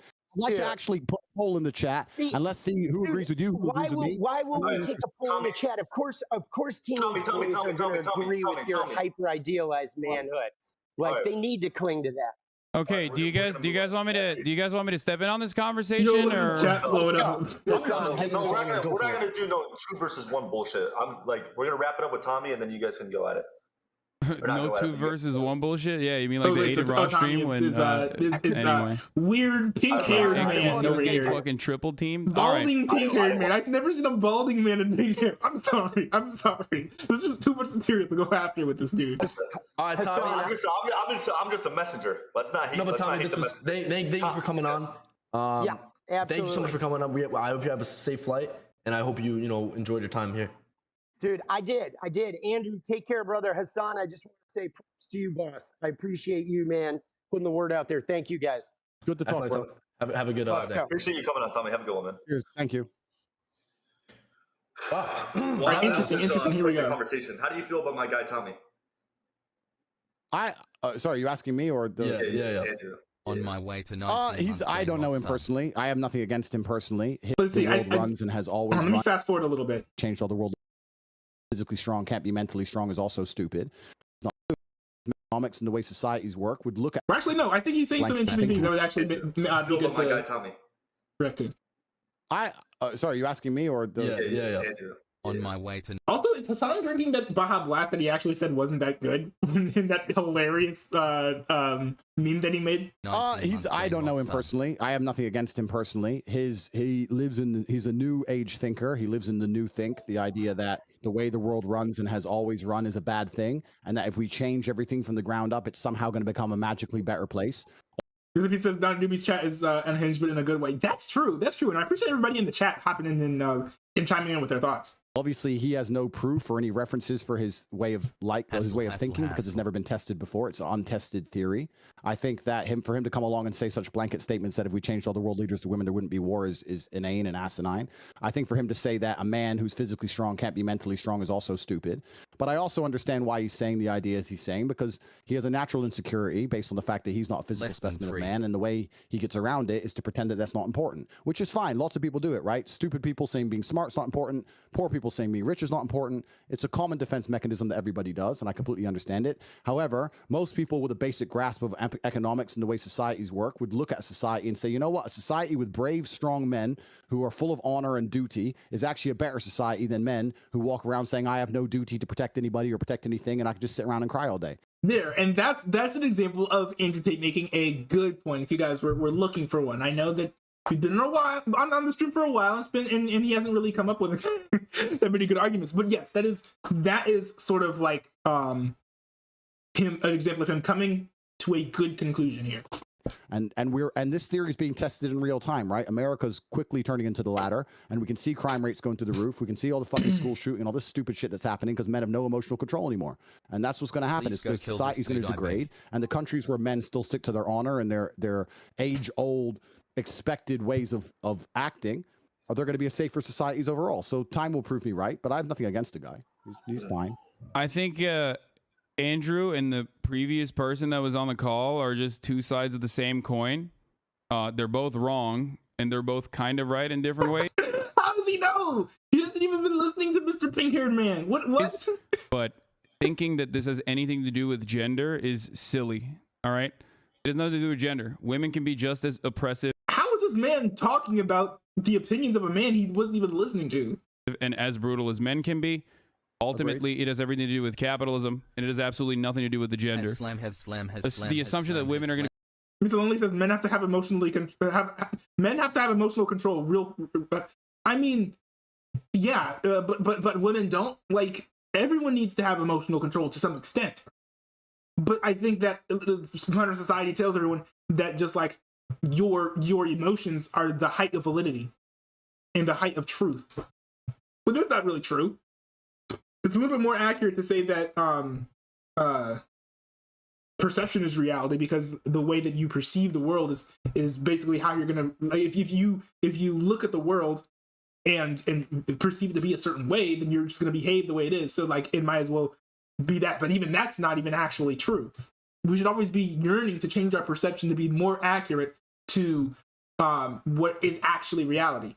Going to be like hysterical across the board. That kind of generalization is just incorrect, and that's why, Andrew, I've seen some of your work as you're doing the rounds on Twitch here, and a lot of the things that you said that you've been called out on specifically. Hassan is weird. He has a lot of statements I don't agree with. I disagree with pretty much everything he says, but I find him very entertaining to watch. So I basically watch him like, what a lame argument to make, but I think he's fun to watch. In regards to like women driving, as a matter of fact, are just generally untrue. There's no empirical evidence to back up those claims, which is why you resort to anecdotes quite frequently and say things like, oh, well, it's just common sense, right? But it's not technically common sense. It's just your personal opinion. Completely. It's my personal opinion based on my personal biases of my life experience. Now, when I say these, exactly. And when I say these things, entirely anecdotal. X amount of people agree with me and X amount of people disagree with me. That's fine, and that's the same of nearly any statement in the world. Okay, but I can say the world is round, and there'll be a percentage of people who disagree with me. That's totally and utterly fine. I come on here and talk about my own personal experiences, and my experience is men are better drivers than women. I'm not saying there's no good female drivers. I'm not saying a female can't. No. You're misunderstanding what I'm saying. There is a truth, and then there is your own personal experiences backed by anecdotes, right? Wow, we have Hassan Piker here admitting that objective truth is a thing. It's kind of cool. No, you're misunderstanding what I'm saying. Mr. Pizza says, I'm surprised that Hassan hasn't been canceled for some of his statements. Yes, he has been canceled multiple times, and every single time that he's been canceled, it's increased his clout. The only reason I found out, or the only reason I started paying attention to his streams again, was because he said the C word. I first heard about him, like everybody else did, when he was basically saying that America deserved, he basically said America deserved it. But I mean, I didn't look him up. Like after that, I was just like, this was a stupid leftist, and then like moved on. But then like once I heard he got banned for saying the C word. I'm a pro free speech guy, so I'm like, oh, let me check this dude out, because it kind of stinks that he got banned. Just for like the words that he said. So yeah, that's how I got into it. By the way, saying there is a truth, and then there is your own personal experiences backed by anecdotes, right?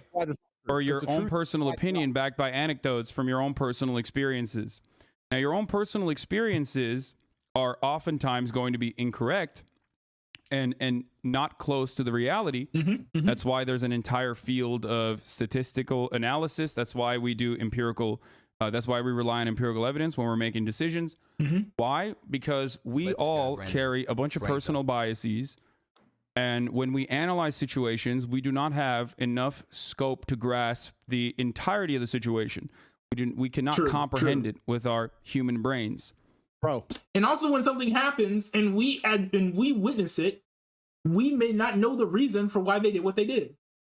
Right? So maybe this woman, the woman who was in the video by Andrew Tate that we were reacting to before, where she made the stupid U-turn and crashed into another vehicle, maybe that was just because she was on her phone and not because she was a woman at all.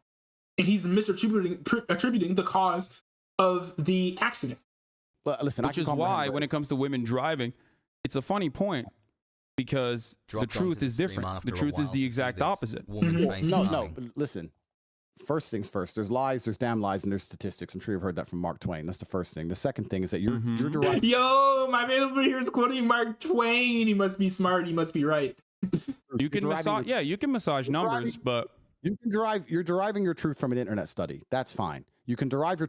It's not an internet study though. It's literally just a study. I thought, right? Truth from an internet study on a bunch of different things. The truth of life is the truth that you experience as an individual. That is the only truth that we all live within. You live within your truths, I live within my truths, because these are the truths I've experienced as an individual. If certain things happen to you over and over and over and over and over again, but the truth on the internet says it's not true, that doesn't mean that your experiences are any less real. So if you to come here and say the internet says X, especially your experiences can be real. You could be a statistical anomaly, as a matter of fact. You can be one of those people, but more often than not, I want to talk to you because I keep letting you talk and you're finishing your point and I'm trying to talk. So okay, go ahead.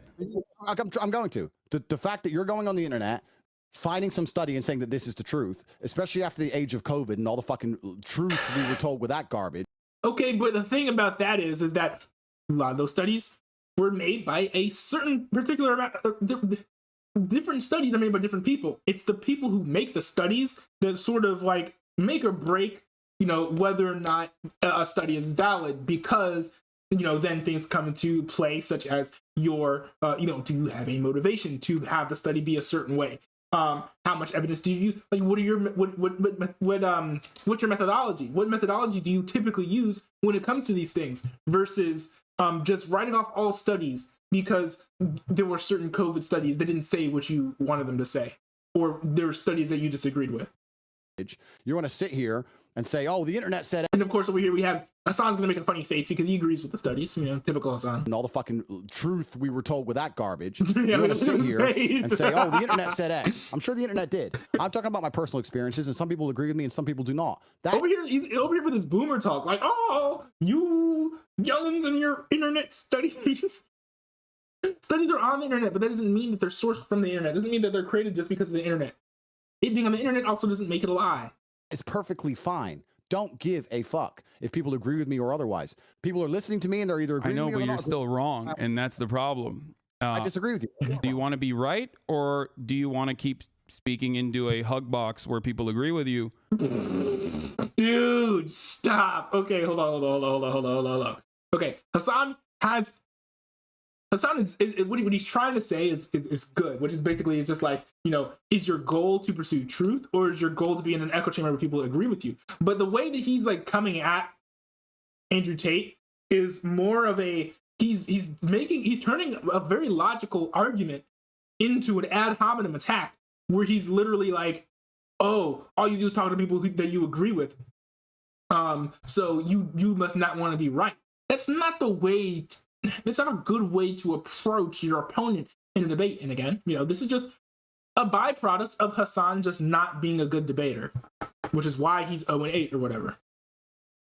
And then, well, if you just completely devalue empirical evidence, actuarial sciences, the entirety of the insurance industry that relies on making these sorts of calculations to ensure that these quotes are as profitable as possible, which ends up dude, imagine being like the girlfriend of that Fortnite streamer or whatever, sitting there listening to Andrew Tate, who's basically a misogynist. Like, how much she feel about like just like sitting here listening to Andrew Tate just like go on and on and on for like eight plus hours on this.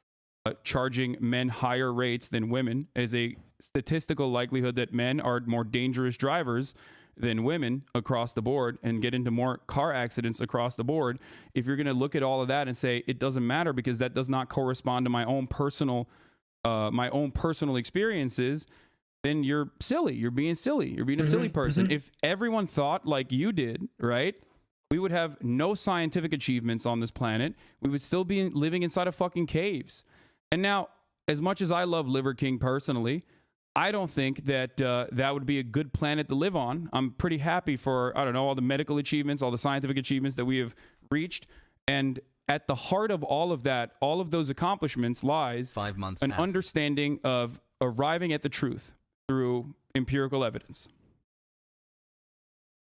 You done? Yeah. Cool. In my personal experiences, all of the car crashes I've been involved in, all the times my car was hit, and all the negative experience I've had on the road, women were at and fault. again, he's relying on anecdotal evidence. Like Hassan literally went on a 2-minute screed about how you need to rely on the truth and evidence and facts about studies and things that are outside of your own experience versus just referring to what you've experienced. And then Andrew Tate was like, oh no, but I've seen women crash cars before. What? Here and say the insurance claims say that. I never said the insurance claims don't say that. I'm saying that I am not comfortable with women driving because of my personal experience. Those are my personal experiences. You can drag up all the empirical evidence in the world you want to try and drag up. Anyone with a brain knows how that. There's a pizza over here with some good context. The Fortnite streamer there is Clicks. Never heard of Clicks. I don't really watch a lot of Fortnite streams, but good to know who the people are. Aids the world agendas anyway. I don't want to go too political on a stream that's going to get taken down. So I'm not saying that I can't find a female race car driver. I'm not saying that. That's not what I'm saying either. Yeah, you can find. Yeah, well, I'm not going to say anything. I'm not talking about like statistical anomalies. I'm straight up talking about the overwhelming amount of evidence that suggests that women are more careful drivers than men.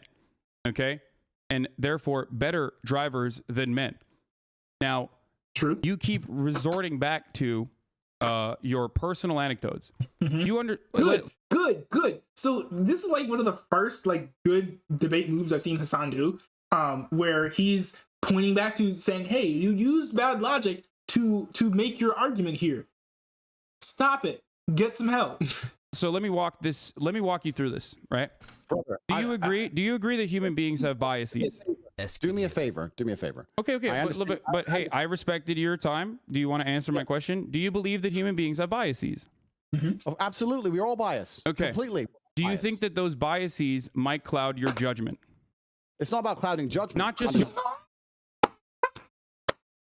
Dude is refusing to give a simple answer to the simple question. Your personal cloud, not just your own personal judgment. Do you think our biases might cloud our personal judgment? I think every single person on earth is biased and lives within a biased reality. That's absolutely true. Okay. So if you agree with me on both of those accounts, you understand that your anecdotes, your own personal accumulation of information. And watch these kids up here at the top half of the screen. Just like, except for the girl who's probably checked out because she was like, I don't want to hear this dude like go on and on. But like, look at everyone on the top. They are riveted as they're like seeing this like Andrew Tate, like Mr. Pizza, like the way that you look at me, that's like Giga Chad. A million more times, Andrew Tate's fans look at me as sort of like their god or whatever. And so like it's gonna be really interesting to see what their reactions are gonna be if Hassan Piker actually ends up beating them in this debate. Is going to be clouded by beating him in this debate, beating Andrew Tate. Your own personal biases. So you're not going to be able to assess the information adequately in the same way that empirical evidence would. This is precisely why we look at data rather than make arguments around our... Wait, let me finish. Come on. I understand what you're saying. This is precisely why we do that. We went over the same point like 5 times here. Everyone's saying kick you. Yo, the kids are white knighting now. They can't handle it. Long-winded point. You're saying that the empirical evidence is saying X, so it doesn't matter what my personal experience is. That's fine. My point is, let me change it. Let's say that the empirical evidence says that a pit bull is more likely to bite you than a Dalmatian. But in your life experience, every time you went near a Dalmatian, it bit you, and a pit bull never did. Are you going to go up to a Dalmatian still completely and go, oh, it's fine, completely unbiased because the empirical evidence says X when you're covered in scars? No. No, but also you're not going to be like, oh yeah, hey, like my whole family, hey, go over there and pet the local pit bull because pit bulls have never bitten me. Like maybe it's something with your pheromones, right? Where like the pit bulls like you, but that doesn't mean that for other people it's going to be the same thing. So just because you've experienced the same thing, like let's say that like you kind of go into the dating scene, right? And you've asked like 10 girls out, you've gotten rejected the whole time. Then you go and tell everybody else, hey, don't ask girls out, they're gonna reject you. No, you can't use anecdotal evidence that's been like, that has applied to your own life and act like it applies to everybody else's lives, because it doesn't. It's not how it works. Oh, you're gonna say Dalmatians bite me for some reason and I'm not comfortable around Dalmatians. That's called human nature. Okay. So I'm telling you my personal experiences and I don't care. I understand your point. Empirical. Now, by the way, there's a difference between Andrew Tate saying, I'm not comfortable with like in a car, being in a car with a female driver, and saying that women are worse drivers. Two very different things. Evidence says X. Women in this country can do X. I completely get that. For secondly, it's also country by country because you're only talking about America because you're American and you don't see outside of the world. That's fine. I'm Turkish, actually. I grew up in Turkey. That's not the point. That's not the point I'm making. The point I'm making is I'm uncomfortable with a woman driving. And if you actually ask most women, if it gets late at night or it starts getting dark or it starts raining heavily or the parking gets difficult, they usually ask the man to drive themselves. I know many women who do that. They're not offended by my assumption. I know loads of women who go, oh. I will say in my anecdotal experience, I think I've kind of seen a little bit of that too. But I don't know if that's like true for everyone. But. I don't want to park, you park it. Loads, there's not a bad thing about it. Who gives a shit, right? It's not even a big deal. You've come on here deciding you really want to stick up for the chicks and maybe, you know, one of them will drive over to your house. It's cool. We've got better things to talk about. I look, let's be real. I don't think I need to be a male feminist to be able to attract women, okay? However, fair. Having said that, like Mr. Pizza, do you agree? Having said that was a funny implication. Having said that, you are failing to recognize what I am trying to say. I walked you through these steps slowly but surely. The thing is, the Dalmatian example that you gave is great. Why is it great? Because you are creating now a hypothetical scenario in which you want your opponent to concede. I can do the exact same thing and say, well, in my personal experience, Dalmatians never bite, or pit bulls never bite, whichever one you thought was the more aggressive breed, right? In my personal experience, what if in a million times that I have bred pit bulls or been around pit bulls, not a single one of them has ever been aggressive? We will never be able to arrive at a meaningful solution or a resolution to this conversation if we're both operating on personal anecdotes and hypotheticals. That is not how you can conduct an appropriate debate. Right. So now you're saying the thing I just said. I have my own biases, my personal experiences, and I say them. Some people disagree and some people agree, and I don't care. You now come along. But you're still wrong, though, because I'm not operating on biases when I talk about women driving. I'm talking about the empirical evidence. I might have personally thought women are worse at driving than men as well. But once you arrive at, once you look at the evidence and you realize that said evidence suggests... Yo, this is some interesting body language from Andrew Tate. Are any of you guys like body language experts? But I have never seen... Oh, this is cool. The lady in the background is actually paying attention for the first time ever. And that's really... And like, you can see that she starts to smile. Andrew Tate seems to be a little bit like nervous and uncomfortable. This solution is or a resolution to this getting conversation if we're both operating on personal anecdotes and hypotheticals. That is not how you can conduct an appropriate debate. Like, she's like, ooh, he's not just licking his boots? Wait, what? I didn't know people did that in this Discord. Good. So now you're saying the thing I just said. I have my own biases, my personal experiences, and I say them. Some people disagree and some people agree, and I don't care. You now come along. But you're still wrong, though, because I'm not operating on biases when I talk about women driving. I'm talking about the empirical look at the woman. evidence. I might have personally thought women are worse at driving than men as well. But once you arrive at, once you look at the evidence and you realize that Andrew Tate's thinking hard, he's like, man, how do I come back from this argument? That said evidence suggests something else, you're probably not going to continue believing the prior thing that you believed, right? Okay, Mr. Pizza over here in the chat is looking for some clarity here. He says, what are these two even debating about? Who's going to get canceled first? Like, okay, so basically, Andrew Tate's over here talking out of his neck about how women are, I guess, like, Hassan attacked Andrew Tate on his statements that women are worse drivers than men. Andrew Tate is like, yeah, because they've crashed all the cars I've been in them with, and men don't do that around me. Hassan is like, yo, that is entirely anecdotal and it's not borne out by the evidence. It's just not true that women are more dangerous drivers than men. And Andrew Tate is like, my experience though. And Hassan Piker is like, well, you can't just act as if your experiences are true across the board to everyone. And Andrew Tate's like, but in my experience though. Right? We went over the same point like 5 times, and I think we're just. I know, but it's just yo, this dude is so not used to normal rhetorical debate. How is this man bored by what is a normal, rational, logical discussion? Like this guy definitely uses TikTok. Like, how is this conversation boring to you? It's literally only 5 or 10 minutes long at this point. Weird because I can't I can't break through Andrew. It's a dumb thing to debate about. Yes, well, Andrew Tate says dumb things like this all the time. So, you know, a lot of these things that they're going to be debating about, they're going to be like, why would you even be like talking about this? Like why? But you know, I know, but it's just. I mean, that's like if out of context, I'm talking with some conspiracy theorists and we're talking about frogs being gay.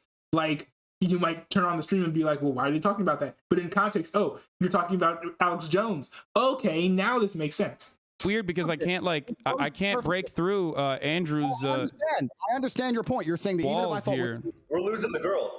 No, exactly. I won't talk to her. They're in trouble now. He's saying even if I thought women were worse drivers, I've seen empirical evidence, and I'm so smart that I ignore my own eyes and ears and believe what the internet tells me. That's what he's coming along. That's not what I'm asking you to do, my friend. I'm sure you're double vaccinated. It all makes sense to me now. You believe what you're told to believe. You don't believe your own eyes. You don't. What is he? He's coming at him with these like ad hominem non sequiturs. There's no connection between Hassan Piker saying that you need to look at evidence when it comes to whether or not men or women are better at driving and getting vaccinated. What is this? What?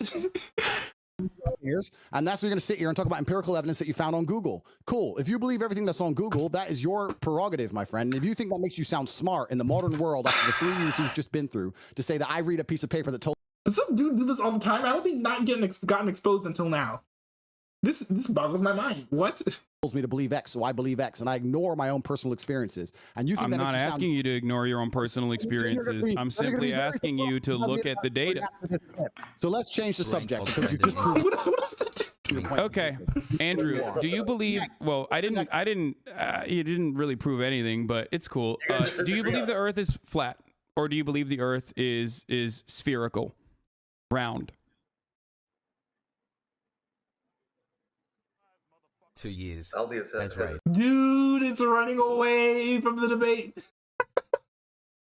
He don't want to talk to him no more. Headphones on. Yeah, oh, he took his headphones off? He gets very stressed sometimes, and you know. Yeah. Oh, he gets very stressed sometimes. He admits that he's making him stressed. Yeah, it's cool. It's important. You know, sometimes you can't take the heat.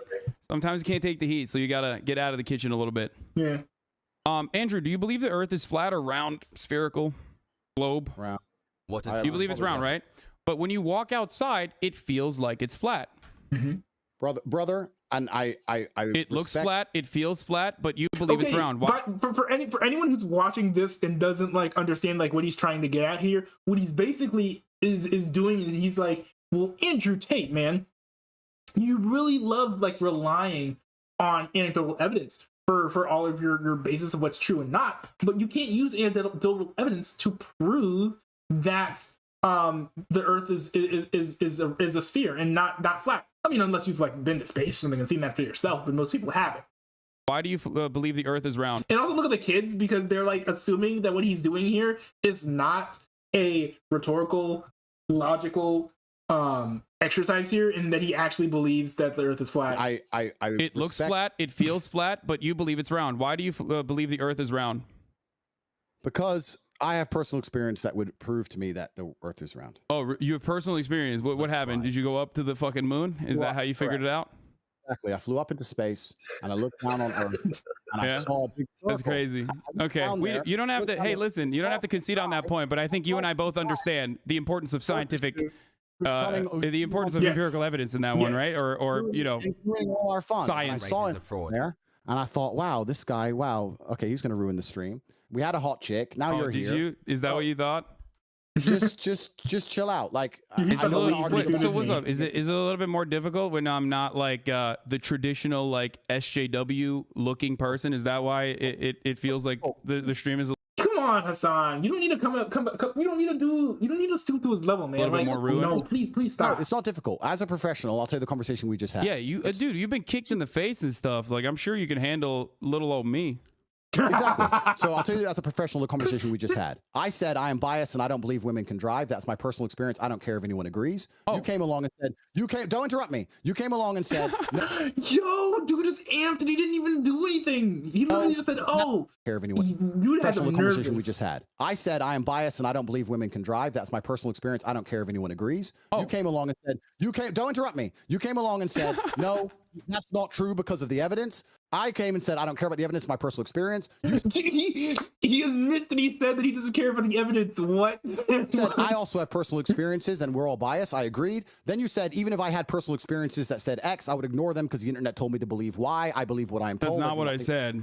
I said that regardless of my own personal biases that I might have, evidence is still more important than my personal biases. When you guys are both talking at once, you and it's boring, and you've lost, and it's boring. Wow! Imagine how badly you have to have been beaten in a debate to just be like, you know what?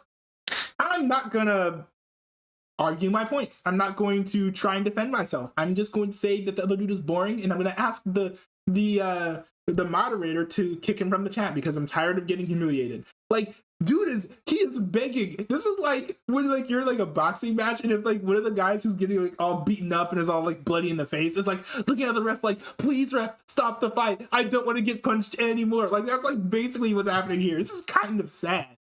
So let's just move on to the next subject. Is that what happens? You just say I'm boring and I lost and then you win? Is that what it is? Do a poll in the chat. And if you won, then we'll continue to talk it. But I'm sure you've lost and it's boring. And it's do you want me to leave the conversation that desperately, Andrew? It seems like you're running away a little bit. No, we're just going in a never-ending circle. Like, we can move on from that. We can move on from the importance of science and Andrew's personal biases.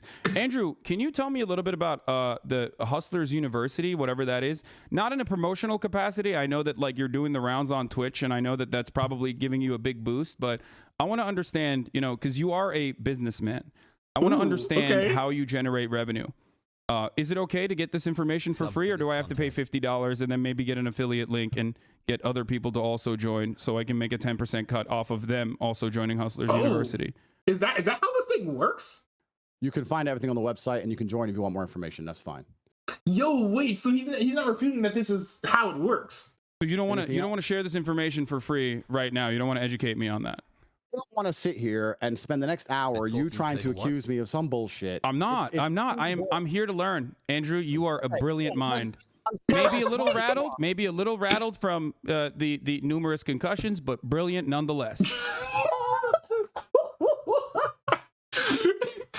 So I want to hear more about your business strategy if possible. It's actually quite interesting that people who are too scared to get in the ring try and make fun of people who have bravery to try and make fun of. No, I do. This guy is afraid of getting in the ring of ideas. Like he's literally running away. I think it's very brave. I do think it's very brave. Oh, all right. So let's not detract the bravery of men who do things you're afraid to do. That's the first thing. No. You are absolutely incredibly brave. You still might have CTE, but you are incredibly brave. I appreciate it. I mean, whatever. It's fine. The point I'm trying to make is I know you want to sit here and talk about hate you and try and break it down, and you've prepared a bunch of notes, etc. I have no notes whatsoever. I'm a dumbass. I don't know anything I'm talking about. I'm simply here to learn from you. Yo, can we stop with the sarcastic shit and just have an actual No, I'm literally, but that's the truth. No, you're being so sarcastic though. Like, why are you being so sarcastic? Like, I'm not. I'm literally. Bro, you just said, come like, 10 on. things Come on. I'm asking questions. Yeah, you're being sarcastic. Like, listen. Please.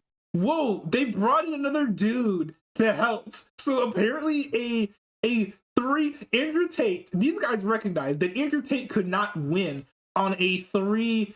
He could not win with 2 other people on his side debating against this one man. So they bring in another bootlegger, Arab. I don't know. What are they? It's pretty clear that I was the better Hassan. So yeah, that's agreed. I agree with that one. If you could just get out the call, maybe it would fix the stream. I think so. Would you guys, if you guys would like me to leave the call, I can do that. I don't want to be rude. I gotta get back to work. I do not want to be rude, boys. You know, this is your stream. Andrew, I'd love to talk to you in more detail if you'd like to. I hope that one day you can educate me on your revenue strategies. I mean, it does look a little bad though if you feel as though I should leave the call because you feel like I'm overpowering you a little bit. Hey, if you like this video, yo, okay, and now we have part 2 because they ended up talking again. Hey, by the way, chat, I will be getting to all previously on Dragon Ball Z. What is this? Also, by the way, chat, I will be getting to all your messages. I just want to power through the debates, and then I gotta hop off and then I gotta hop off. But I do want to make sure I get to your chats after I react to the debate. So let me react to this, and then I'll get to you guys' chats. Previously on Dragon Ball Z. Okay, I want you to be more socially aware and understand that since you've joined the stream, everyone's begging for you to leave. The vibe's down. It's boring. It's late at night for me. I came here to have fun. You're being boring. No one thinks you're cool. No one thinks you're intelligent. No one thinks you're funny. I don't think I'm cool or intelligent. I just have questions and you're not answering them for some reason. Have fun. Andrew, I'm always open to talk to you, my friend, if you'd like to. We'll have another conversation. Thank you, my friend. Have a good night. I've never seen a man act so hysterical. I thought he was such a big boy. What happened? Yeah, but the big boy was like, kick him out. I'm done. Please stop. Round 2.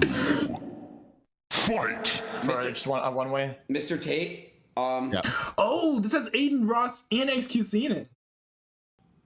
Hassan would like. I knew that Aiden Ross was in this. I forgot that that XQC was in this. To join. Nani? Oh shit. Oh my god. Stay, dude. Pull out your resident sleep. Let's do a deal. We can bring your mate. If he keeps interrupting and if he gets super boring, just kick him. Okay, if you fine, promise fine. Fine. Also, is this the first time that Hassan Piker and XQC have been on a call together since Hassan basically was there's a lot of drama. There was a lot of drama. It basically ended up saying that XQC ended up saying that Hassan Piker was a fake friend, and that was a whole thing. And I thought about doing a breakdown about that on stream. But anyways, I wonder if they've made up, because it'd be cool if they ended up being friends again. I just hope that Hassan treats XQC a little bit better. So the disclaimer is, Hassan, Andrew, I don't know if you heard it. Go ahead and Andrew, tell him. Like, it's 6:16 a.m. We're having fun. We can do like some debate if we want, whatever. But it can't. No. I'm not even trying to debate. I just was trying to get Aiden. Okay, a little bit facetious. I'm pretty sure that he's gonna try and debate him here. To say that you were coping about the mic thing, but he refused to say it. We can, but no, I do. Okay, context here. Basically, Hassan was texting Aiden Ross, spamming him, being like, "Cope, tell him he's coping. Tell him he's coping." He posted about that on Instagram. It's like, okay, listen, it's gone. Okay, well, I do gotta admit that no, it does take balls to then say that you would be down to debate me or have a conversation with me, next time around. So, you know, props to you on that one for sure. We can do it at a different time. You know what I mean? We can do it at a different time. Also, they're gonna do 1v1. Ooh, then Tate's in trouble then. If you couldn't win with 3 bootleggers on his side, like imagine like doing like 1-on-1. Like I just wanted to point that out. Aiden, you're a pussy, bro. Oh my god. That's my boy. Don't come gunning. Personally, I'm not. That's your boy. You were literally top G'ing him like he's your girlfriend, talking about how you're taking all of his stream revenue. Okay, I think that he shouldn't be talking about him like that, like in that way. Like he's like that's a connection that they have, like they're friends. Like he shouldn't be talking to him like that. But let's be real. All these people who've been in these chats and these calls with Andrew Tate, at least from what I've seen, they've all been fangirling him. They've been like, "Oh, you're so great. You're like magnificent. You're not wrong. Like I can't push back on anything that you say, even though I eternally disagree with you." Like I think Aiden Ross has done this before. Like a lot of people are afraid to speak up to this man when, I mean, they really should be. Not they shouldn't be afraid, but they should definitely like speak up to him. Like he's your girlfriend, talking about how you're taking all of his stream revenue. He's obviously not. I've never paid him a dime. Obviously, I'm not. God damn. You know, we need then if you're gonna do like that, we need to give him the final boss. Then we need to bring if he's able to crack some of the arguments. We gotta bring Destiny midway through the fucking run. Destiny will be your arguer. Oh yeah, you wanna bring a banned streamer? Who the No. But honestly though, Hassan is gonna be if Destiny pops into the stream, Hassan's gonna leave. See, Hassan is the person that Andrew Tate is afraid of. But see, the person that Hassan is afraid of is Destiny. There's levels to this, and there are different lanes. Like, you know, Sam Cedar is the person that Steven Crowder is afraid of. There are levels to this. The fuck is Destiny? Listen, I'm not a pussy. I never paid him a dime, but I do want to say I don't know what that word. It might be like a little secret, like slang word. I don't know what that is. What copium? No, but you were just saying like tell him his. You kept spamming. No, I just say he was coping. Like he was coping. He was saying like, oh, my mic's not working. A real man, a real alpha. I'm a member of Hustlers University now. Okay, a real top G. He signed up. What? He does not make excuses. He gets better. It's not excuses. It's just I needed to work out why, not just for you, but in general on every stream I do because I'm new to Twitch. Whenever I'm talking at the same time as someone else, you can only hear them and not me. I think that's very annoying. It's one thing I hate about Discord, and I've been really thinking about moving away from Discord to something else, but I don't know. I think XQC's fixed it now. We'll have to test it. Someone else is going to have to talk, and we'll have to test it. But it wasn't even particularly about your debate. Welcome to Hustlers University, my friend. Hopefully you can, stop being a brokey. Hold on a second. How am I dick riding him? How? You're Aiden Ross. Because that's what they don't want anyone to agree with. Hold on a second. If I drink, so wait, is me drinking sparkling water now dick sucking? It's not okay. Yeah, it's dick riding, 100%. Hold on. Don't let people disrespect you on your own stream. Is what I'm saying. Hassan, real quick. I always wanted to ask you this question. Who did you vote for? I don't like how this is edited. My intention was to react to like the actual raw interview, but I don't have time to watch more than this edited version. Unfortunately, I voted for Joe Biden. Oh, I voted for Kanye. Nice. Okay, that's okay. Over. Hassan, do you think Joe Biden's a good president? It's not completely unfair and attack Aiden by Hassan was needed. Child behavior. That is fair. I think he is being too harsh. I think that the point he's trying to make is valid. Like he's just like, dude, you're obviously just trying to like coast on the coattails of this dude and not pushing back on anything that he's saying. I think it's a little bit unfair to just like say that assuming that he agrees. But I think there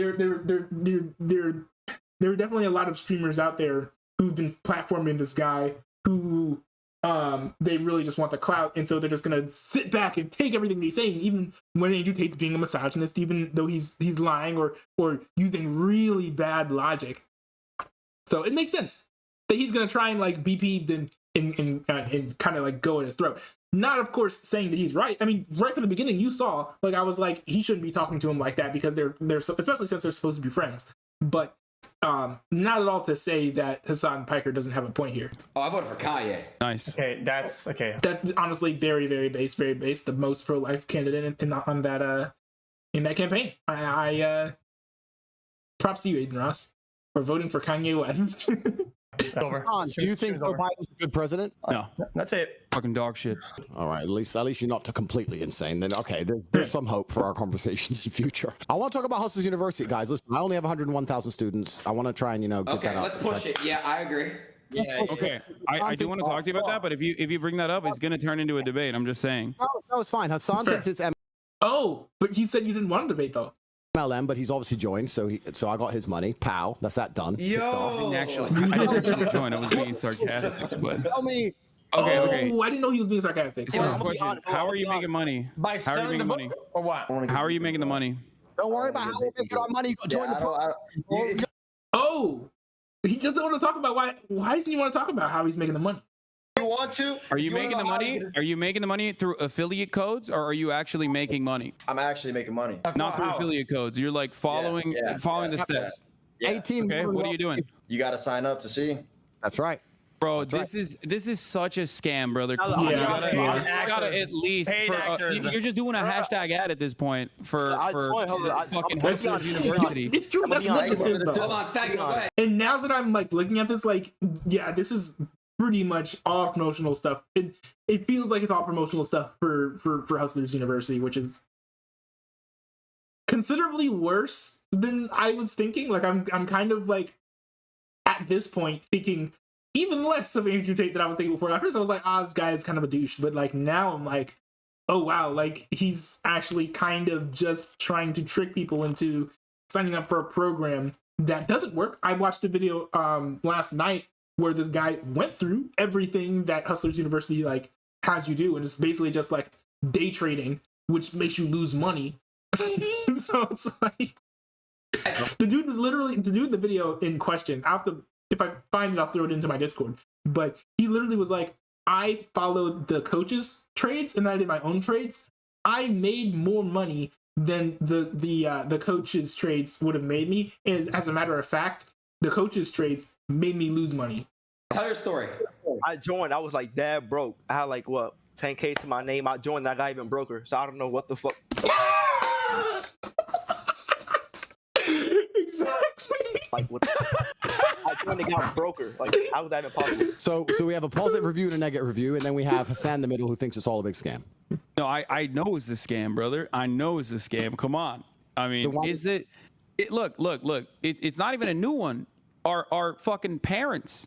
There's probably kids in this chat right now whose moms and dads did a version of this. It's called Herbalife, Amway. It has existed throughout time. The multi-level marketing scheme. Yep, there was like 5 of them. The entire fucking point is to promote it so you can basically substitute the bag down to the next person, and you're at the tippy top, collecting the entirety, 90% of profits from every single fucking sale made. $50 might not come across like a big amount of money, but over 110,000 people, that's a lot of fucking cookies you're making every month. Yeah, obviously you're wrong, but let's discuss this at length during our next official organized debate, because if I can't stop myself. We're gonna talk about it. Like if Cheezer over here is gonna fucking praise it like in front of 110,000 impressionable kids, I'm gonna have to talk about it. I'm not praising it crazy. I'm just saying I make money off it. I'm not gonna lie. He did just buy Rolly. What did you do in 3 weeks? Expensive purchases does not necessarily. I want to hear. What did you do? You may make it bread. How? Find out. We ain't gonna give it away for free. I can't just say that's fucked towards him. I can't just give out his sauce. So did you get a job, or are you selling the book? What are you doing? I didn't have to get a job. So no job. Okay, so how did you not selling the book? So did you make money appear? Like what are you doing? You're saying weed? $50. Sign up. It's $50. Don't be tight. Like come on. This makes no sense. I am buying. Okay, now Andrew Tate is sort of like devolving into like ad hominem type arguments and be like, oh, don't be like a broke boy. Don't like not spend $50 on my course. What are you, a broke boy? Come on. I'll dedicate it to the socialist new world, whatever you want. I'll take your $50 out of the pot and I'll put it into something you're happy with. Don't worry about it. And just join. There's 18 modern wealth creation methods. And what actually, if you want to be a logical person, Mr. Imperial Evidence, what you'll understand is that don't be impressed that I've managed to get 110,000 people to sign up. It's empirical. It's not imperial. I retain those people. And the fact that I can retain that many students means there's 110,000 people in the world making. No, it just means there are 110,000 people in the world who forgot about your course or didn't feel like unsubscribing. more money than they invest every single month. Everyone's getting rich. There's a whole section on wins. You can join, go in the wins channel. Bro, I mean, Ty Lopez did this too, bro. Like, it's the same shit. It's literally the same Hassan, shit. was Ty Lopez the guy who was like, hey, look at my Lamborghini? Look at my garage. exactly. Oh, And instead of Lamborghini, Cheezer, I wanted to look at my Bugatti. Cheezer, no, I'm talking He is literally doing the same thing verbatim, but instead he's doing look at my Bugatti instead of my fucking Lamborghini, and that's the difference. HU existed before I collected that car, so that's not true. But HU is an amazing product that I stand by. It's fantastic, and when you finally give in and join, you're gonna be happy you did. Don't worry about it. Out of everyone else on this call, I'm the only motherfucker who gets blasted on the timeline for buying nice things and also having money. That's because you're the only one over here saying that being rich is bad, though. That's on you, Hassan. So I'm good. I don't need to make more money. Not only do I buy nice things, I buy things I can't even use. Yeah, and that's the thing. Both XG and I, we love what we do. We like streaming for the sake of streaming for the most part. I find it very fulfilling, but also because of the amount of subscribers I have, because of the financial freedom that I have from my own community, I don't need to fucking, take on sponsorship deals or anything like that. And I don't need to take on Hustlers University. And when I see a scam, I can call it out as I see it. I'm trying very hard not to, debate, because we can do it. It's not new. It's happened time and time again. By the way, chat, I'm not getting paid to promote. That's fine. It's happening. Don't buy. I think that he's in this for the clout. He's not in this for money. Aiden Ross is so rich that like there's no reason why he would be doing this for money on the behalf of Andrew Tate. No, that's good. You believe it's a scam. You believe it's the old school MLM. I told you to join $50. You're saying that you're rich, but you refuse to join. So obviously you don't know what the product is. You've never seen it yourself. You're just going based on what you've decided. And that's completely fine. You're not going to reduce our subscriber number. Every single time I do one of these Twitches, we get 3, 4, 5, 6,000 new students. Everything's going fantastic for us. Yeah, because so far, you admit it. This is a good way to market your product. I'm marking. People don't push back because Aiden is like I said, he's dick eating a little bit. Pretext. Hey, you're not gonna talk to my homie like that. Watch your mouth. You're not dick riding. Appreciate you, gang. Appreciate you. What is he doing then? Aiden's a cool guy. What would you call what he's doing then? I mean, he's just learning. He's just learning new things, bro. Like, learning how to write. The only I don't know. I think he would. I don't know. I do think he's being. At the end of the day, I do think he is being a little bit too harsh on him, though. The dick harder. Hey, watch your fucking mouth. He's not dick riding. I'm not indeed. I'm not. But I mean, hey, with like some of like Aiden, he's Aiden Ross. I do understand because like Aiden Ross is Aiden Ross, and Andrew Tate is a strong man. I'm just gonna put it like that. People on the internet who hate me because I just found out, Hassan, after our little debate, because I'm new to Twitch. I'm only a week into this. I don't even have a proper account. I just jumped in when Aiden invited me for the first time. I don't know who any of the big guys are. I didn't know. It turns out you're a famous Twitcher or streamer. I didn't know any of that. I didn't have a clue who you were. Oh no, not even. Then someone said on Twitter, yeah, he's a fan of yours. He's been watching you for a while. He does all your videos. So you've been watching me for a long time. So you're a fan of mine. But I don't even know your worldview. I don't know your paradigms. I don't know how you view the world. I don't know where you lie on the political spectrum. I don't know anything. But I wouldn't necessarily say fan, but no, I have seen some of your work. Most of the information I found out about you is completely against my will. I mean, you've been popping off, and I wondered why does Andrew Tate? Because you also dated Jordan Peterson's daughter, which is a rare W for you. And also, I saw you talk about joining the Marine Corps as a pussy shit. Rare W. Hassan's wrong on this one. This dude is rich, super rich. Like he's like, I mean, he does, as much as he likes to joke about the Bugatti, he does have the Bugatti. So like, and he's like rich. He's like, I don't know. It's a little bit unfair for Hassan here to be like, dating Jordan Peterson is one of your few L's. I think that like having a lot of M's is something of a W. Which is another rare W for you. But outside of that, it's usually just a sequence of L's. Wait, I was wondering, about him? Andrew Tate doesn't have any, like, he has a lot of social media footprint, but not necessarily a lot of accounts. How is this happening? So I wondered, how does this work? Well, I mean, the same thing is with, Hassan does have quite a few accounts, but the same thing could be said about Hassan. There's so many people out there that are making accounts and promoting all of your podcast appearances, clipping you, and defending you every single time. Because I inspire people, my friend. Well, that is true. He does inspire people. Part of it is because I think there is a financial interest that's associated with it, because the more they promote you, the more they can sell Hustlers University to other people so they can get an affiliate code. The percentage that you get with your affiliate code when you get other people to join Hustlers University. That's where it came from. That's where I was, that's when I realized, oh shit, okay, it's just a basic multi-level marketing scheme. You've been a fan of me for a long time. You've been watching me for a long time. We agree. Everything. You can say that if you want. I don't have. The only thing about the MLM thing is that I don't know if it's a classical MLM, because the way that most MLMs work is this dude on the top, the dude on the top who sells things to like other people on the bottom, and they sell things to other people on the bottom, and they sell things to other people on the bottom. But I think that when it comes to, I don't know. I feel like there's just like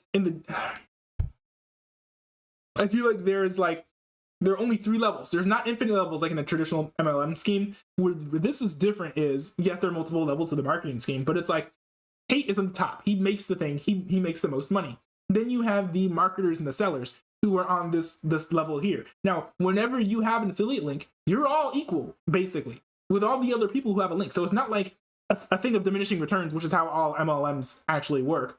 And then below them, you have people who don't have an affiliate link yet, and they're just now signing up. So they buy the thing, and that gives an equal amount of money, I think, right? No, is it? No, is that how it works? No. Never mind. Scrap that. I'm actually wrong. I'm 100% wrong. This is actually traditional MLM, because you're buying it with the affiliate link, so all the benefits only go to that one person. So it is. Sorry, I'm wrong. It is an MLM thing. It's just that in the MLM, each individual person who has an affiliate code is just directly underneath, for lack of a better word, Andrew Tate, instead of like there being tons and tons of levels to this, which traditional MLMs, that's how they work. I don't know who you are. I don't know your political affiliations, etc., etc. I understand the internet, and I understand how the internet works. So it's very easy to come along and say Tate's making over $10-15 million a month. We have to find a way to discredit that. We can't discredit the amount he's making because we know that to be. So we're going to wait. How's that possible? We're going to come along and say it's being made dishonestly. I understand that, but and hey, it's fine if that's the prerogative. People can come along and say whatever they want. If it was a dishonest program and a dishonest system, then I wouldn't have so many happy students. I wouldn't have 5-star reviews. I would, et cetera, et cetera, et cetera. Anyone with a brain knows. But I understand that it's very easy to be jealous, and when you're a fan and you're watching all my stuff, you're going to come up with these theories. Brother, I already told you, I'm the only motherfucker in this call who gets flamed when I make more money. I already make too much money. I'm good. Okay, so that's fair, no, it's not. It's definitely not jealousy. 100,000 times 50, not 5 mil. That is correct, but that's not the only thing I have. It's not the only program. Damn, you make $5M a month off that? But that's if you take everything on top of that. What's the rest of the revenue? Well, yeah, he has to make $5M a month. If he's charging $50 a month or whatever for 110,000 subscribers, like math adds up. From then. So I have to be. So this is a stream, so I'm not going to sit here and tell you everything I do. But people know I own casinos. People know that. That's public knowledge. I own casinos in Romania. So I have 14 casino locations. Damn. Yeah, I have. So all you gotta do to be like Andrew Tate's by casino now. I have a substantial property portfolio across 4 or 5 different countries. I have Hustlers University. I have the War Room. I still have, my brother still owns an agency that manages OnlyFans girls. So between it all, we're doing very, very well. And the idea that we would be out here desperate to scam people is obviously not true, because we don't need to. That's kind of a good point, actually. Now that I think about it, like, this dude is very rich, like, already. Like, what would be the point in him trying to scam these kids? No, I don't think it's a desperate scam. It's just an additional scam on top of the casinos you own and numerous other things that you just mentioned. That's another good point, but I think it still does. What Andrew Tate's saying here is valid, and it does take away from Hassan's point there. Is like, oh, you're scamming kids, but like Andrew Tate's like, I don't need to, and he's right, he doesn't. I mean, calling casinos a scam. I mean, well, yeah, casinos are rigged. I mean, there's a built-in bias to the game, of course. Normal. No one's going to sit here and say casinos should be fair. I mean, maybe a socialist, but anyone with a brain wouldn't. Casinos have a built-in edge, of course.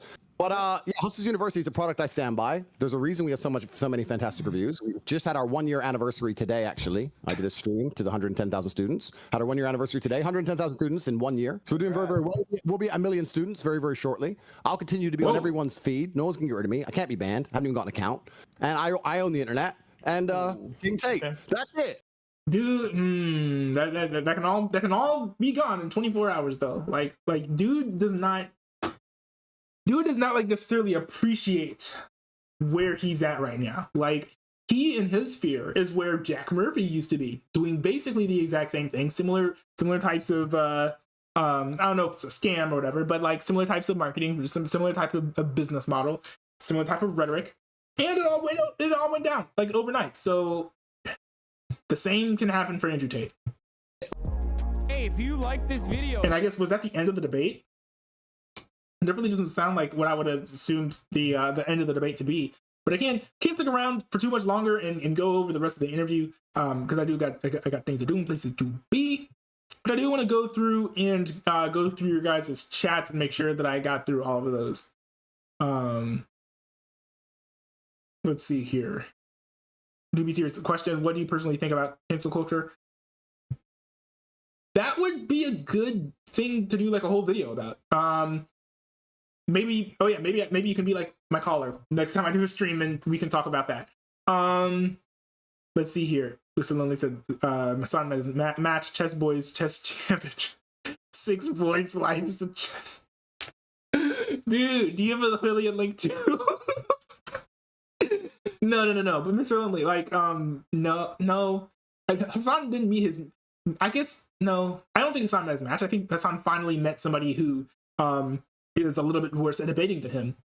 You know, I think that when it comes to a lot of things, Andrew Tate is technically right, but his logic is so terribly flawed that a lot of times he says things that are wildly inaccurate and things that are ridiculous and not true. That also is sort of what caused his downfall in these debates with Hassan Piker, because, you know, with his flawed logic, therefore, he couldn't effectively do a good debate to someone who actually is going to confront him on his ideas and also similarly use proper logic to a certain extent.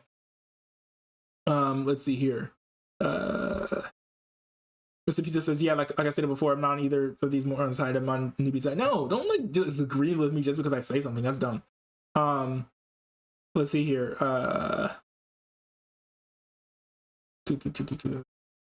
The only thing, this is from Mr. Pizza as well. The only thing entertaining about watching people like Hassan and Andrew Tate is watching them dig themselves into a deeper grave. Kind of, yeah. Although it is nice to see one of them actually like do well. This is like digging themselves into deeper graves is more what we saw with the whole Michael Knowles debate with David Pacman, because they both were just doing terribly. They were doing terribly. Let's see. What are those? These two have been debating. I think we went over that. It's the weirdest debate I've got. Let's see here.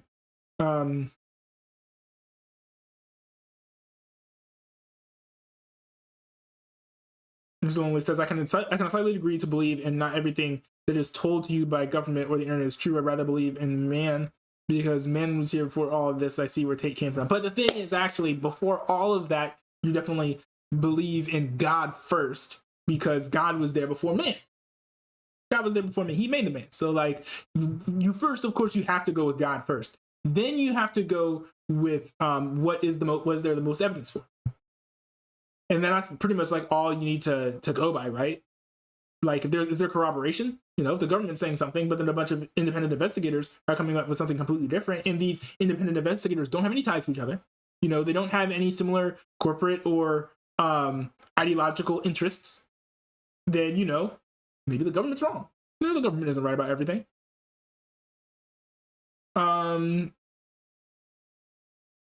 Let's see here. Mr. Only said, I can agree. Tate lost car debate. Can we move on, though? Someone's just dragging it out. No! I mean, not moving on to a new topic. I mean, no, Hassan was trying to get Tate to continue down with, like, the logic train, but Tate would refuse. Tate was refusing to have a logical conversation, but because he didn't... I think he had an idea of where the conversation was going, and he didn't want to concede the fact that he was just wrong.